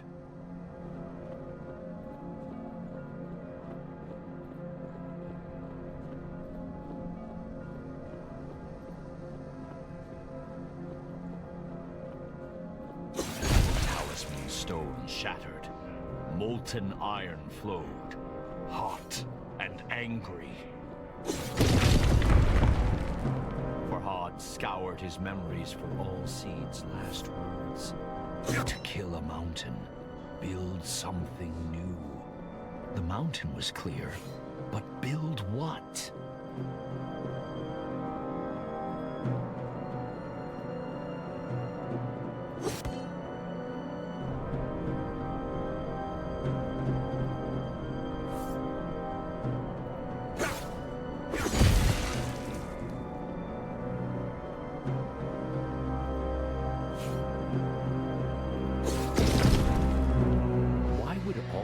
Have a memory of a smithy, Farhad thought. After all, fire and trees do not usually well mix.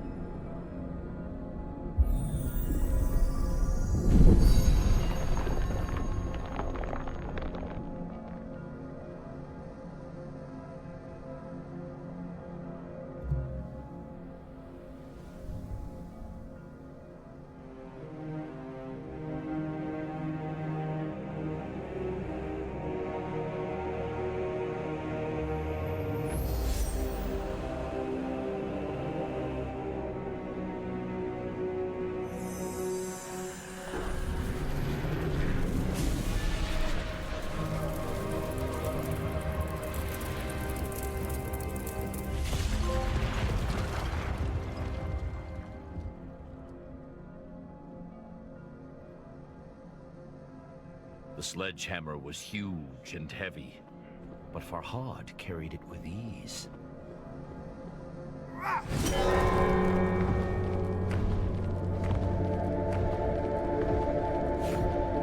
As he rounded the corner in the floating path, a gasp escaped Farhad's lips.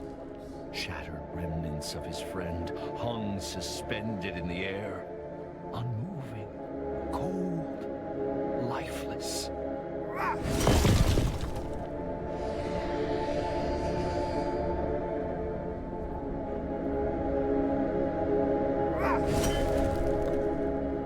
Do not ask for whom the bell tolls, Dave, Farhad shouted into the darkness. It tolls for thee!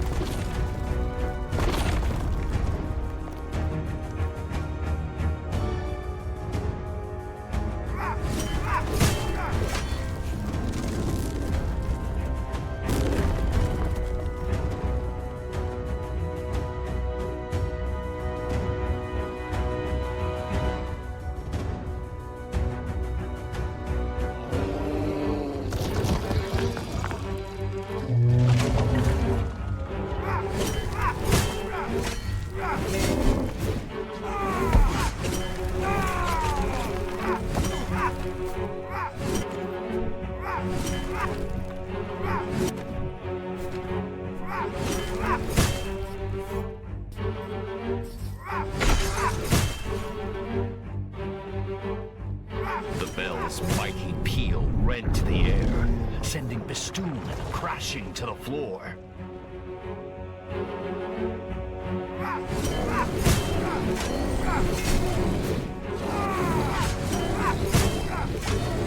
This is for my friends, Farhad cried.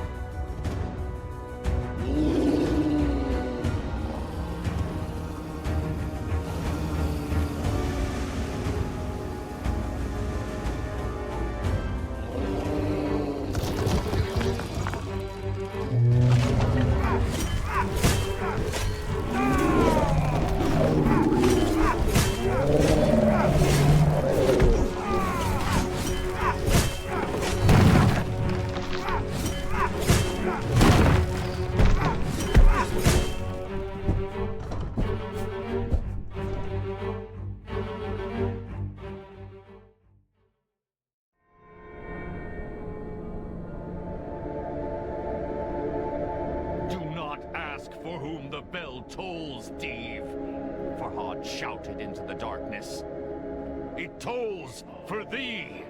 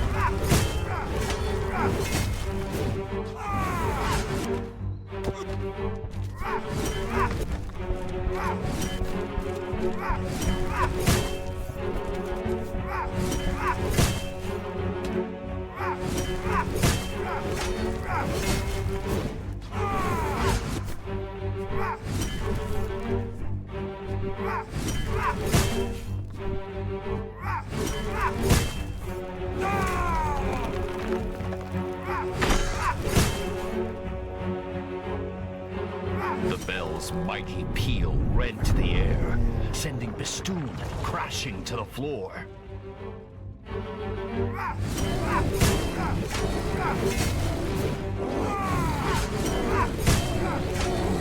This is for my friends, Farhad cried.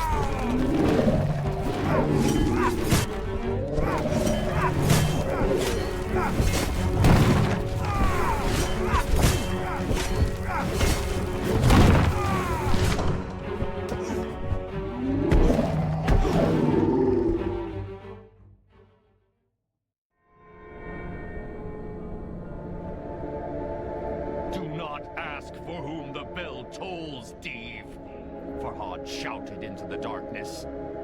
It tolls for thee!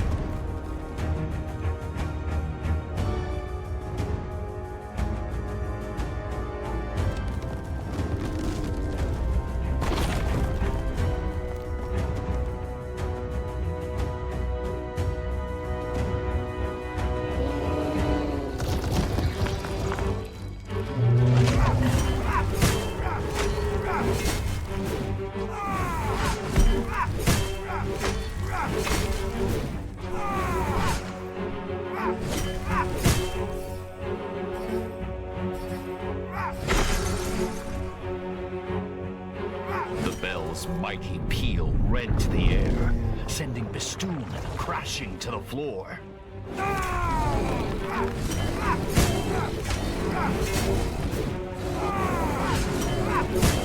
This is for my friends, Farhad cried.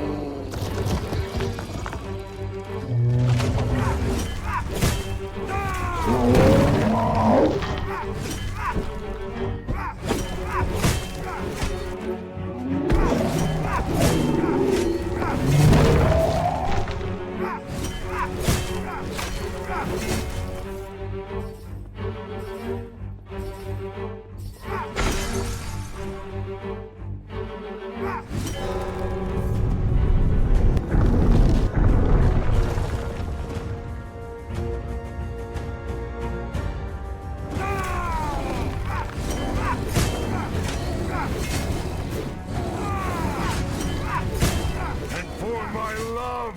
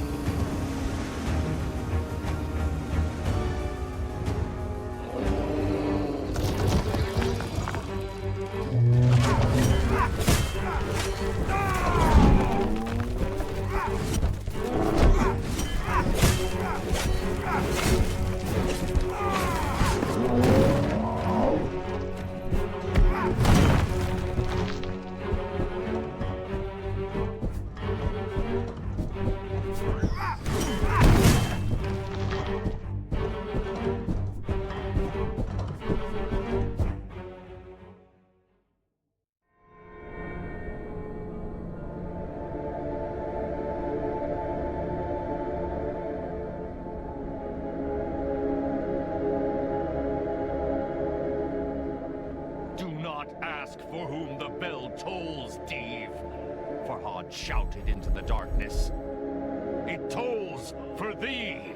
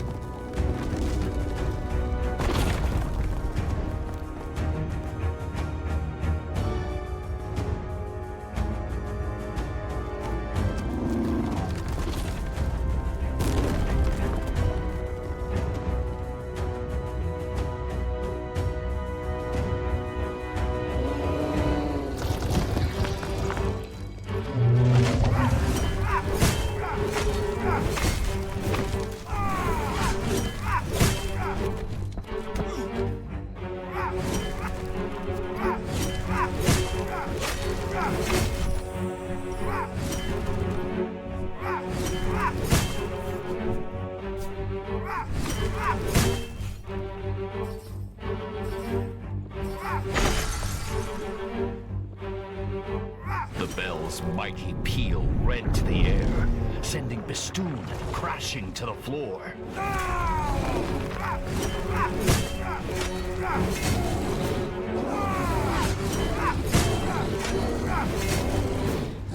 This is for my friends, Farhad cried.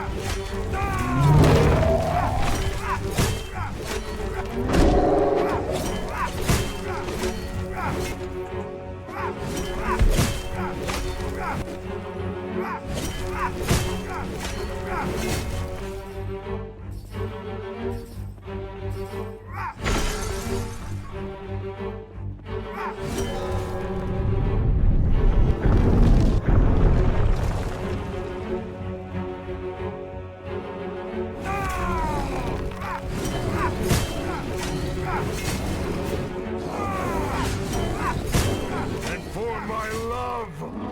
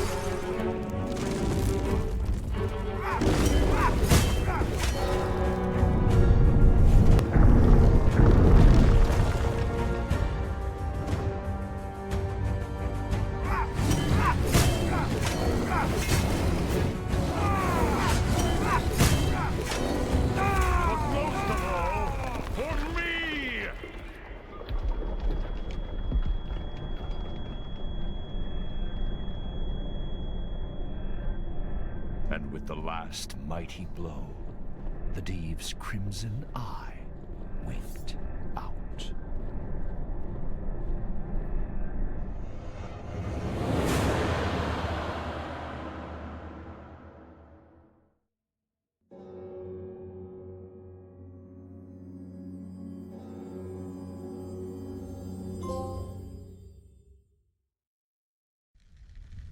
The storm within Farhad's heart rivaled the one that rent the dark skies. Bistun was defeated, but at such cost. He felt more alone than he had ever felt before.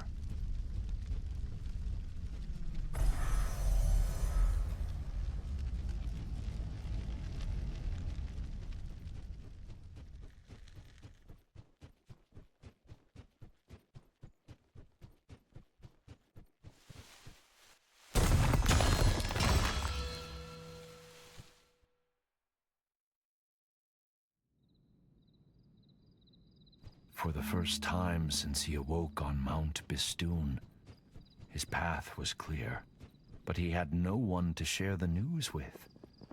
Princess Shirin would be resting in Khosrow's quarters.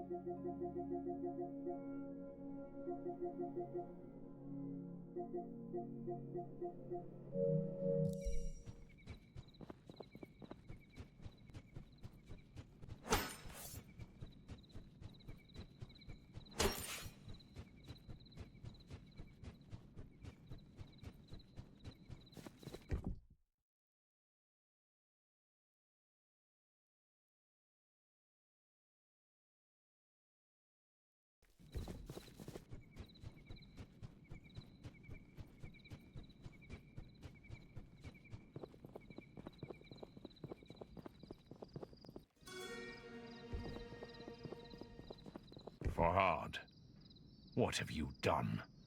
What vile sickness did you expose my love to? You have no reason to dig through the mountain any longer. Princess Shirin is dead. Your king, Khosrow.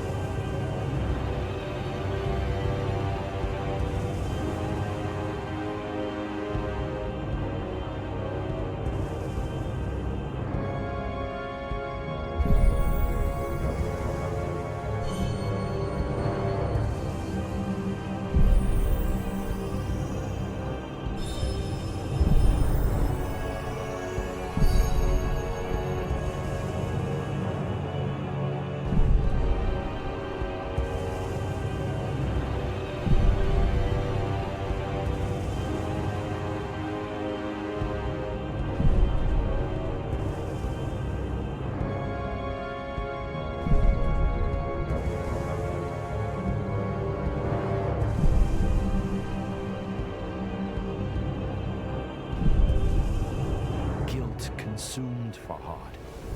He felt that this world could no longer offer him anything. But death had not ended Farhad's journey before, and it was not about to now.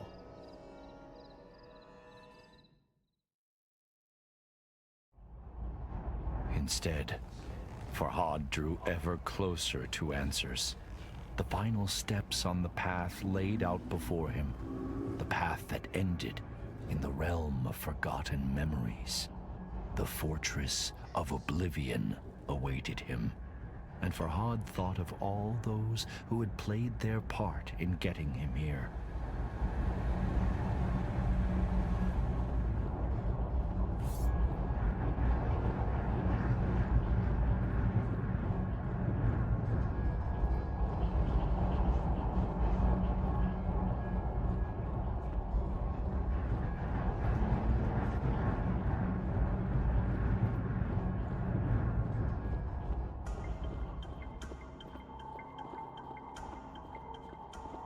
All seeds, with his wisdom and kind heart.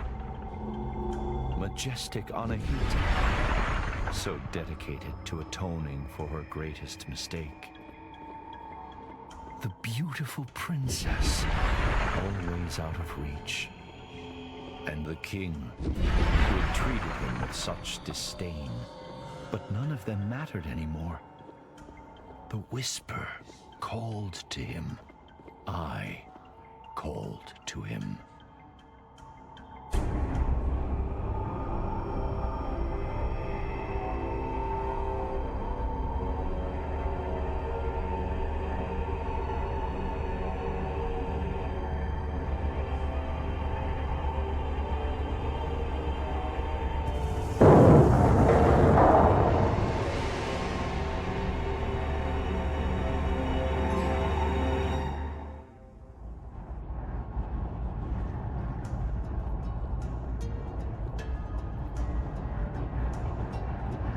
Fear and foreboding chilled Farhad as he walked amongst the horrors.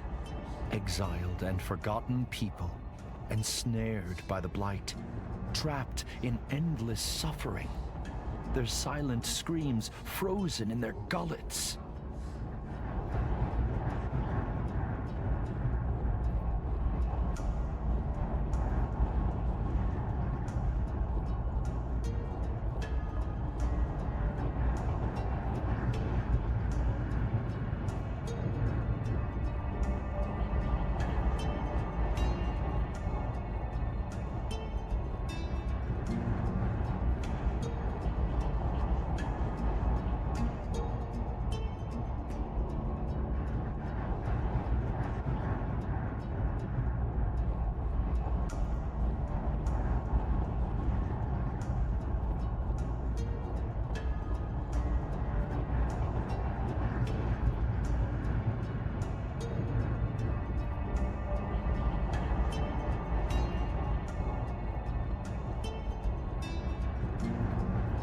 Months, years, decades. For how long I had called him to me, I cannot say. My voice gave out, but still, I cried out across the realms. Unimaginable agonies racked my body. Yet I never sought refuge in insanity. The wound that never heals reminded me of my mortality and my purpose.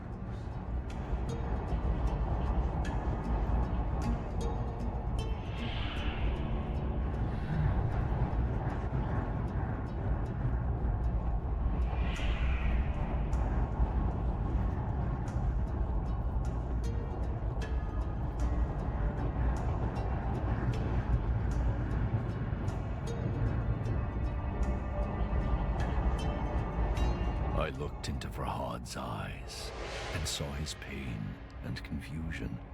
But even then, I saw a flicker of something else. Was it relief? Words eluded him, however. So I explained everything. I told him my name is Nizami. I was a blacksmith by day and a storyteller by night. I was banished by King Khosrow, exiled unjustly.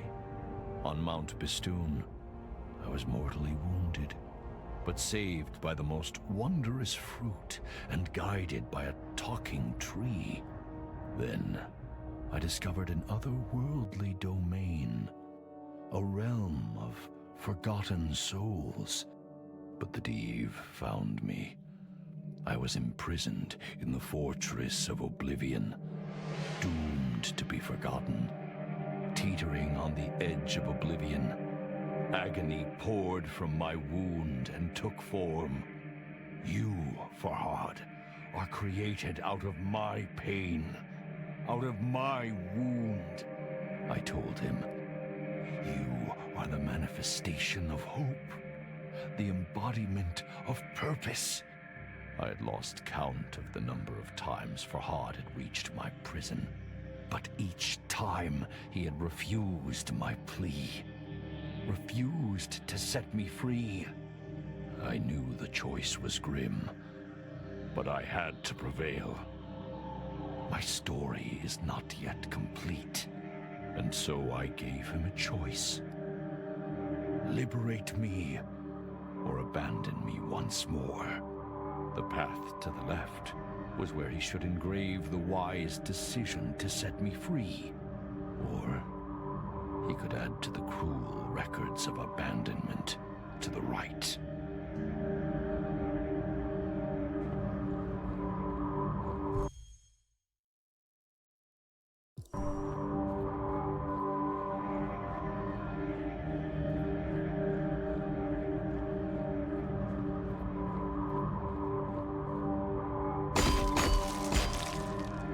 This time, I resorted to honesty to convince Farhad to release me.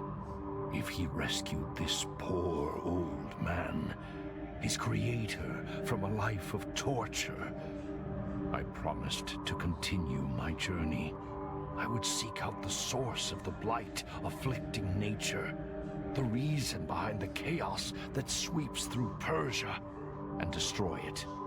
But sadly, there was a catch. To leave my unnatural shackles empty would draw unwanted attention. Farhad would have to take my place. At this, the sculptor growled and turned his head. "Wait," I implored. "You do not understand." I told him how this sacrifice would give his life meaning. After all, it was his purpose. It was what he was created for. The only way he could escape the cycle.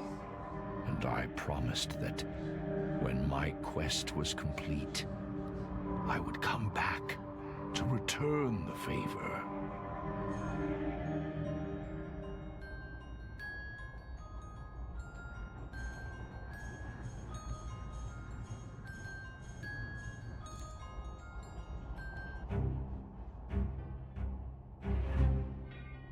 "You have made the right decision," I told him.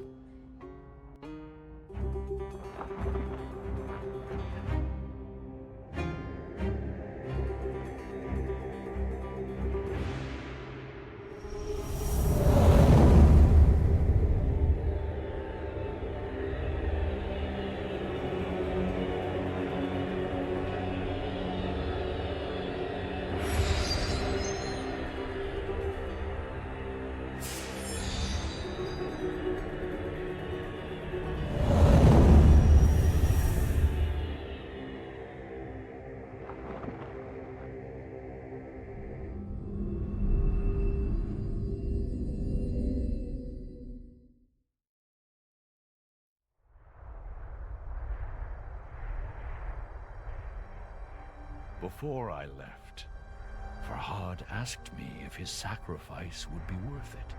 "There is no greater blessing than having purpose," I told him.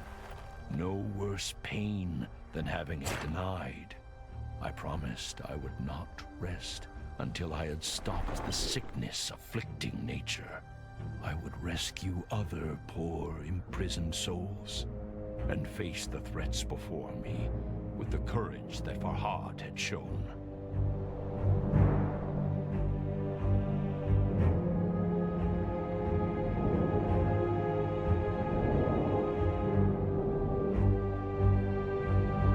Tamavant, I called. Let your fires light my way.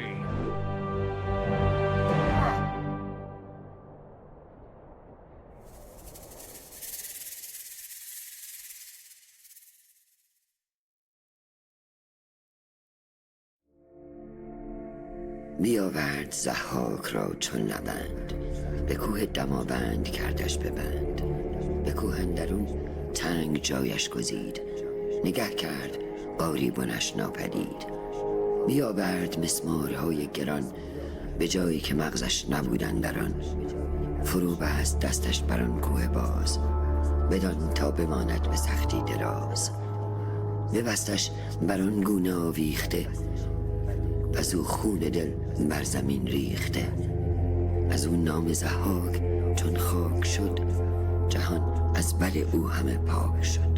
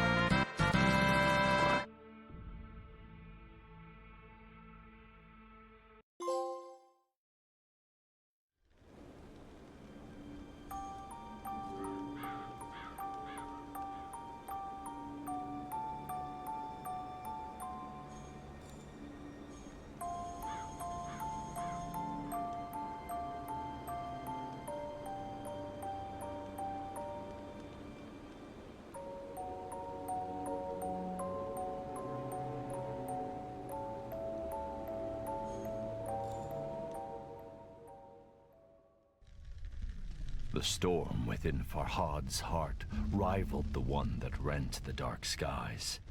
Bistun was defeated, but at such cost. He felt more alone than he had ever felt before.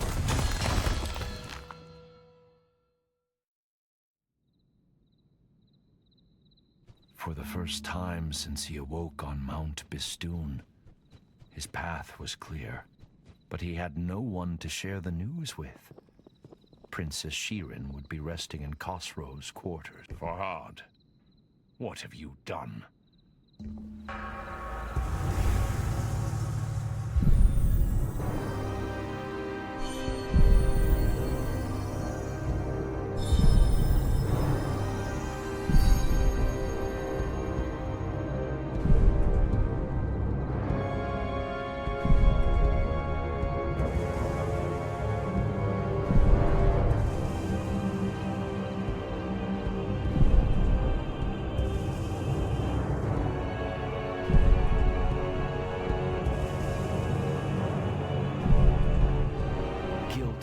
consumed Farhad.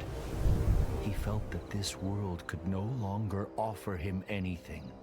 But death had not ended Farhad's journey before, and it was not about to now.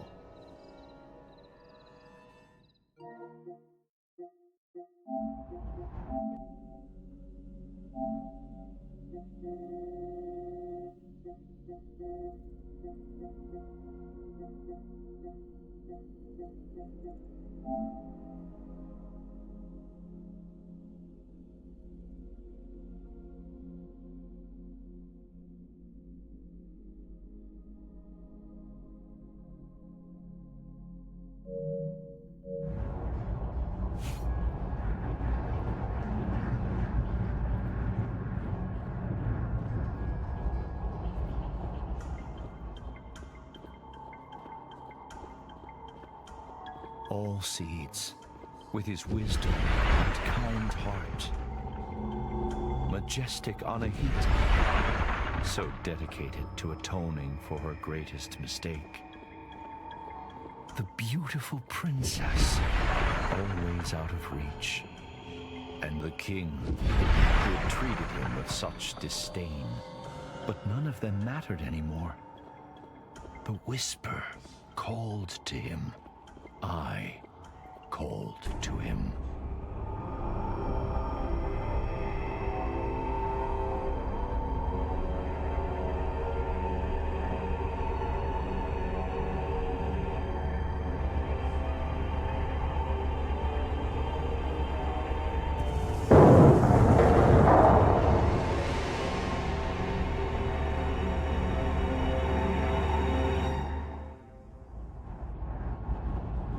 Fear and foreboding chilled Farhad as he walked amongst the horrors.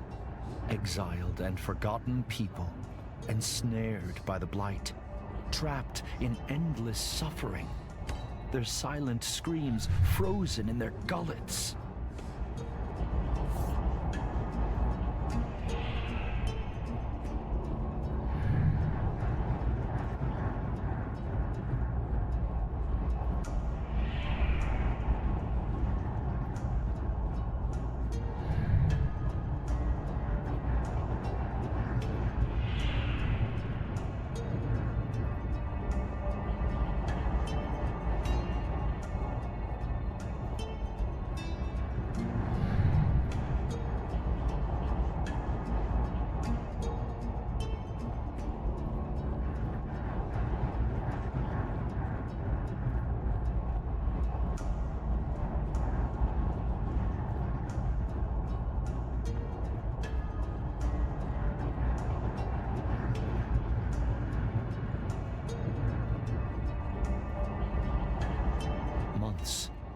Years, decades.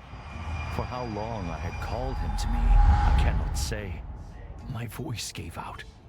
But still, I cried out across the realms. Unimaginable agonies racked my body.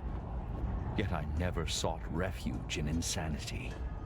The wound that never heals reminded me of my mortality and my purpose.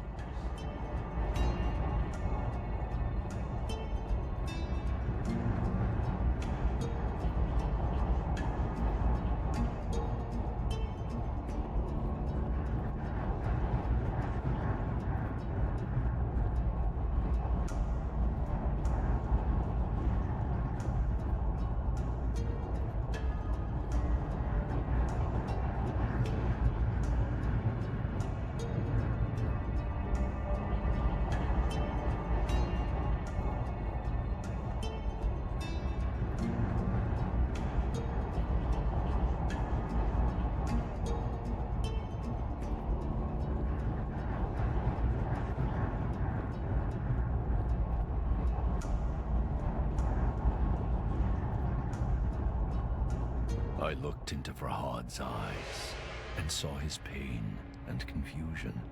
But even then, I saw a flicker of something else. Was it relief? Words eluded him, however. So I explained everything. I told him my name is Nizami, I was a blacksmith by day, and a storyteller by night. I was banished by King Khosrow, exiled unjustly. On Mount Bistun, I was mortally wounded, but saved by the most wondrous fruit and guided by a talking tree. Then, I discovered an otherworldly domain, a realm of forgotten souls. But the Div found me. I was imprisoned in the fortress of oblivion, doomed to be forgotten.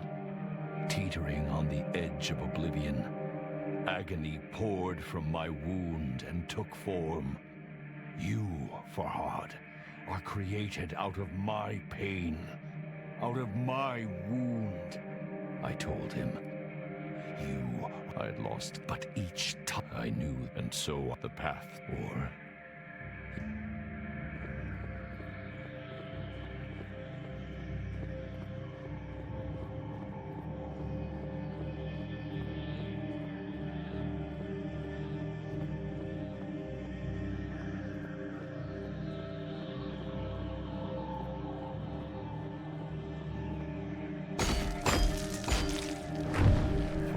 Uncertainty was written on his face. You will, and I told him, is that what you, but I could not. If he would, I would, but what would?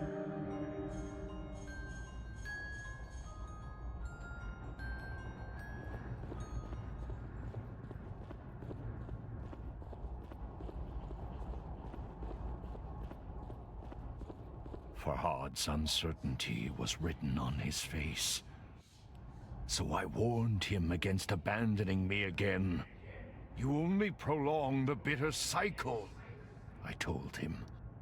You will lose your memories once more. Your destiny is not one of futility and confusion. And I told him that I would keep calling him, and he would come. Is that what you want? I asked. To go through all the heartache you have endured yet again? But I could not force him to see reason. If he would leave me again, I promised to send him away from this place. I would show him how to use the memory stone within his head to leave the fortress of oblivion. But what would he be escaping for? Endless wandering? Repetition without purpose?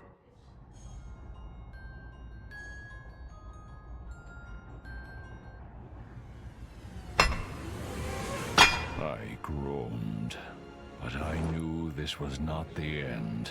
I will see you again soon.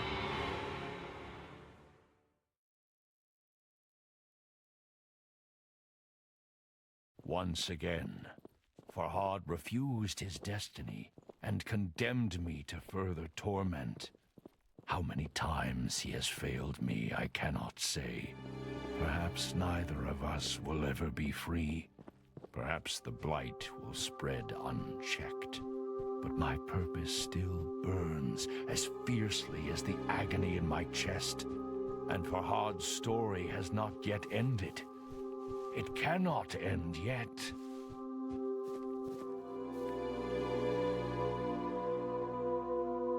A wave of nausea washed over Farhad.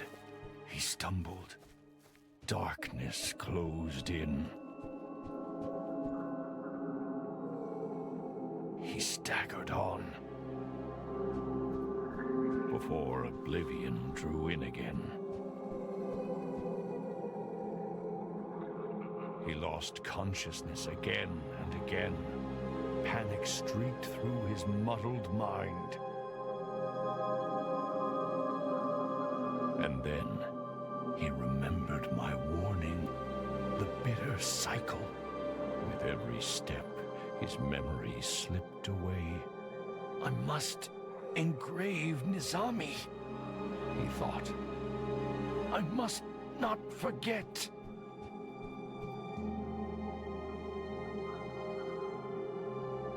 Farhad sought to immortalize my story in stone, lest he forget again.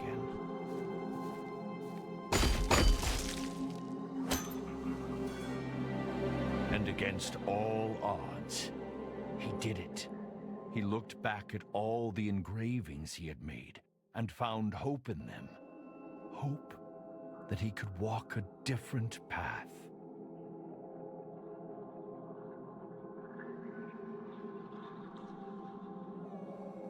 Slowly, like the morning sun clambering over the horizon, consciousness came.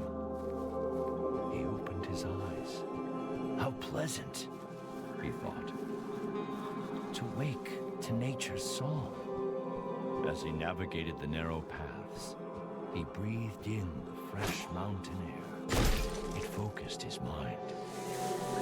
Questions bobbed to the surface, like apples in water. The same questions that he had struggled to answer at the start of the last cycle. But of course, Farhad knew nothing of that. He did not even know his own name. If you recall, I promised there was more to his tale.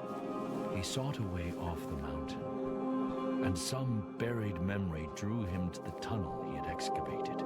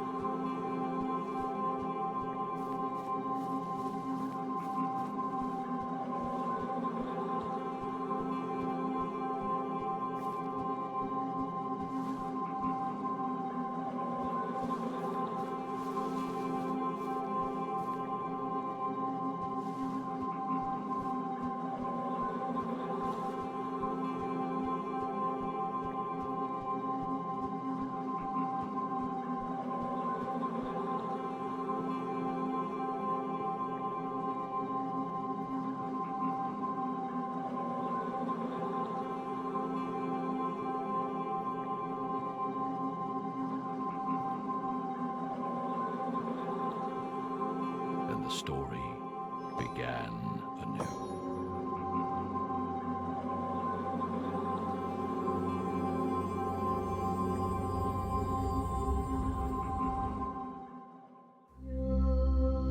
بگفتا دل ز مهرش کی کنی پاک، بگفتا انگه که باشم خفته در خاک، بگفتا جان مده بس دل که با اوست، بگفتا دشمنند این هر دو بی دوست، بگفتا گر خرامی در سرایش، بگفت اندازم این سر زیر پایش، بگفت او آن من شد زو مکن یاد، بگفت این کی کند بیچاره فرهاد. چو عاجز گشت خسرو در جوابش، نیامد بیش پرسیدن ثوابش. به یاران گفت کز خاکی و آبی، ندیدم کس بدین حاضر جوابی. به زر دیدم که با او بر نیایم، چو زرش نیز بر سنگ آزمایم. که ما را هست کوهی بر گذرگاه، که مشکل میتوان کردن بدو راه.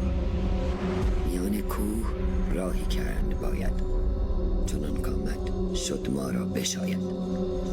به کوهی کرد خسرو رهنمونش، که خواند هر کس اکنون بی ستونش.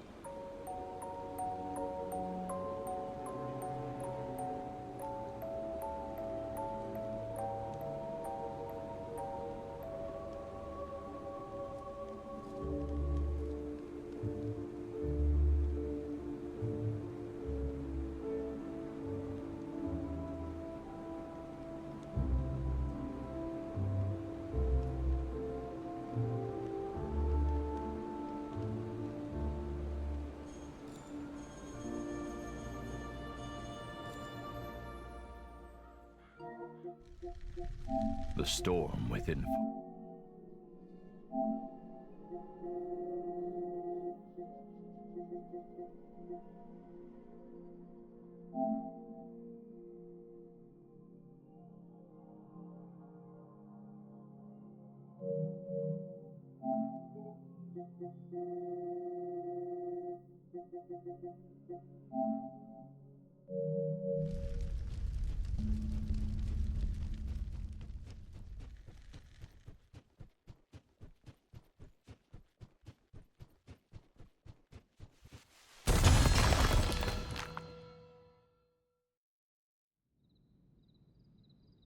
For the first time since he awoke on Mount Bistun, his path was clear, but he had no one to share the news with. Princess Shirin would be resting in Khosrow's quarters. Farhad, what have you done? What vile...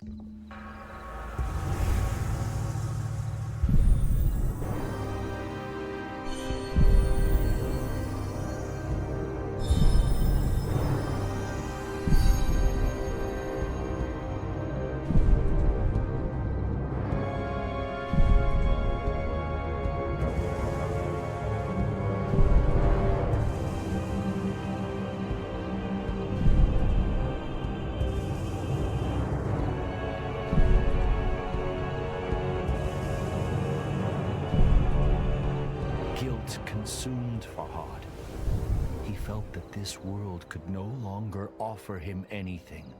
But death had not ended Farhad's journey before, and it was not about to now.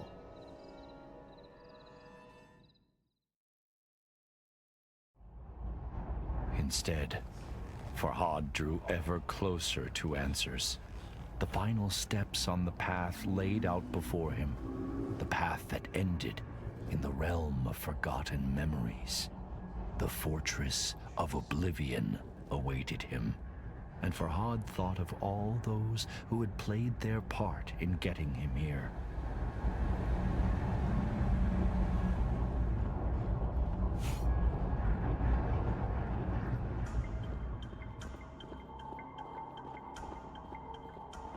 All seeds, with his wisdom and kind heart. Majestic Anahita, so dedicated to atoning for her greatest mistake. The beautiful princess, always out of reach. And the king, who had treated him with such disdain. But none of them mattered anymore. The whisper called to him. I called to him.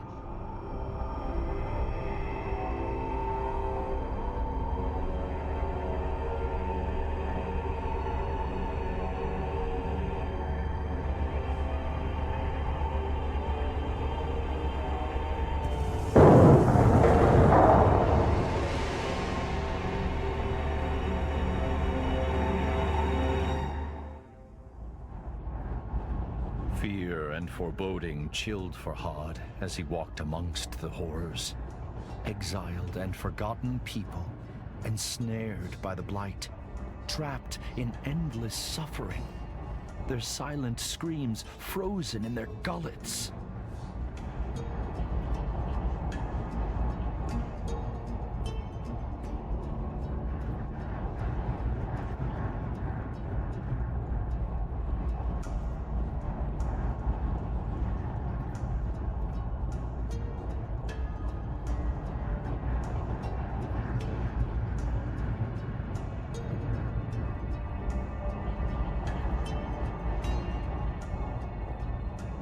Months, years, decades. For how long I had called him to me, I cannot say. My voice gave out. But still, I cried out across the realms. Unimaginable agonies racked my body. Yet I never sought refuge in insanity. The wound that never heals reminded me of my mortality and my purpose.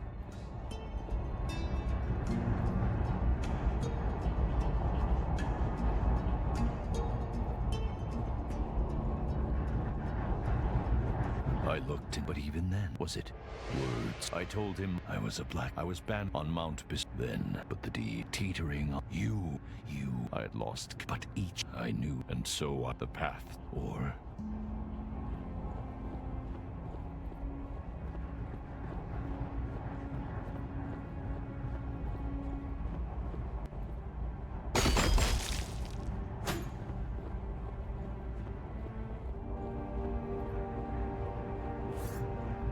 this time, if he I would seek the reason and destroy it. But sadly, to leave my Farhad at this. Wait! I told it was what, and I...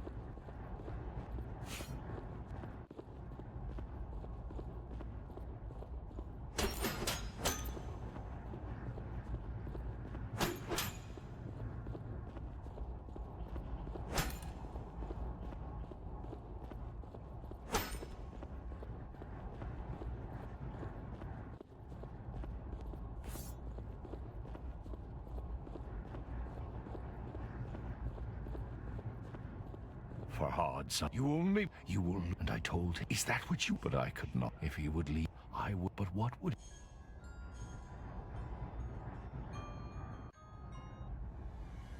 I groaned, but I knew this was not the end. I will see you again soon.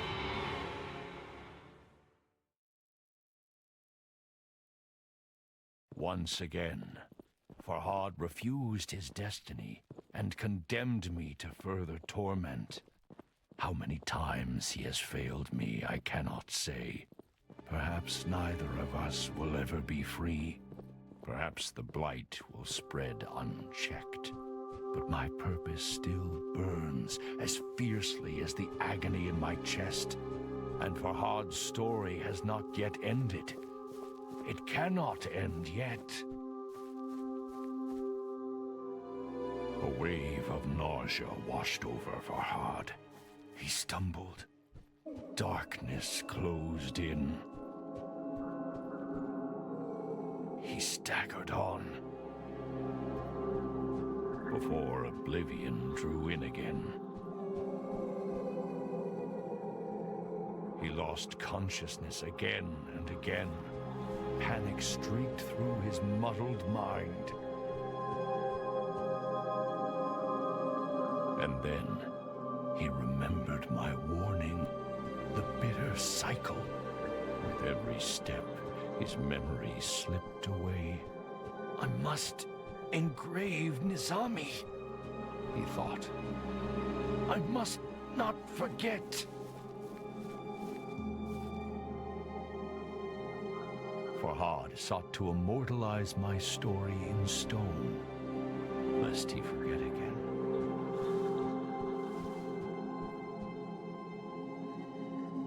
No. Focus, Farhad growled.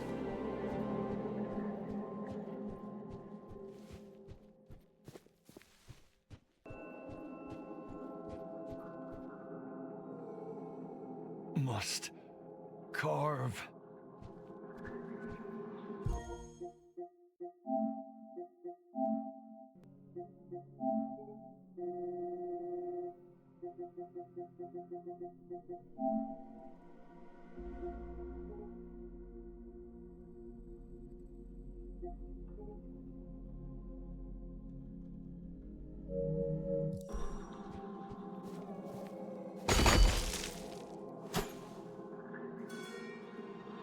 And against all odds, he did it. He looked back at all the engravings he had made and found hope in them. Hope that he could walk a different path.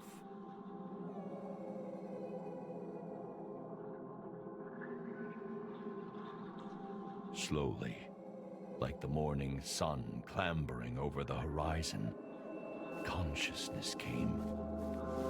He opened his eyes. How pleasant, he thought, to wake to nature's song.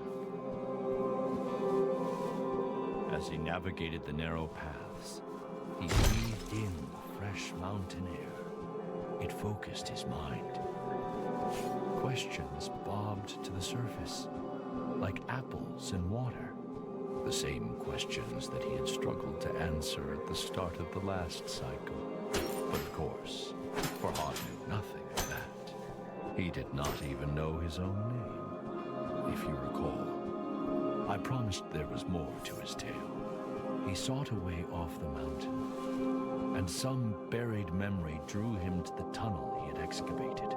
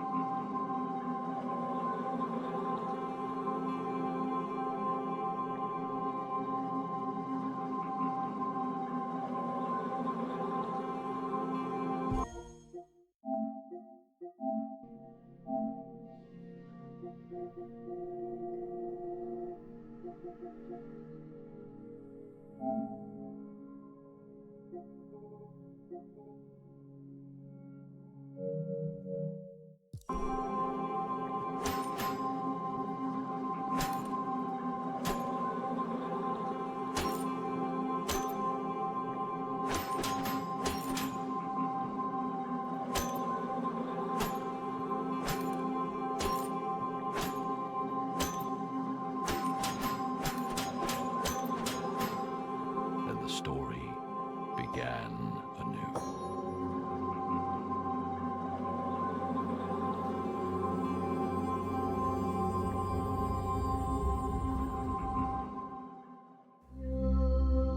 بگفتا دل ز مهرش کی کنی پاک، بگفتا آنگه که باشم خفته در خاک، بگفتا جان مده بس دل که با اوست، بگفتا دشمنند این هر دو بی دوست، بگفتا گر خرامی در سرایش، بگفت اندازم این سر زیر پایش، بگفت او آن من شد زو مکن یاد، بگفت این کی کند بیچاره فرهاد.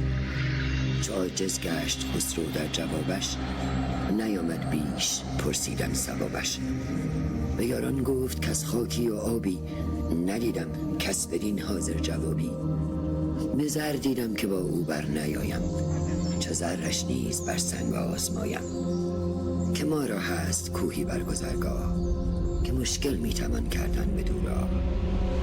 میان کوه راهی کرد باید، چنان کامد شد ما را بشاید. به کوهی کرد خسرو رهنمونش، که خواند هر کس اکنون بی ستونش.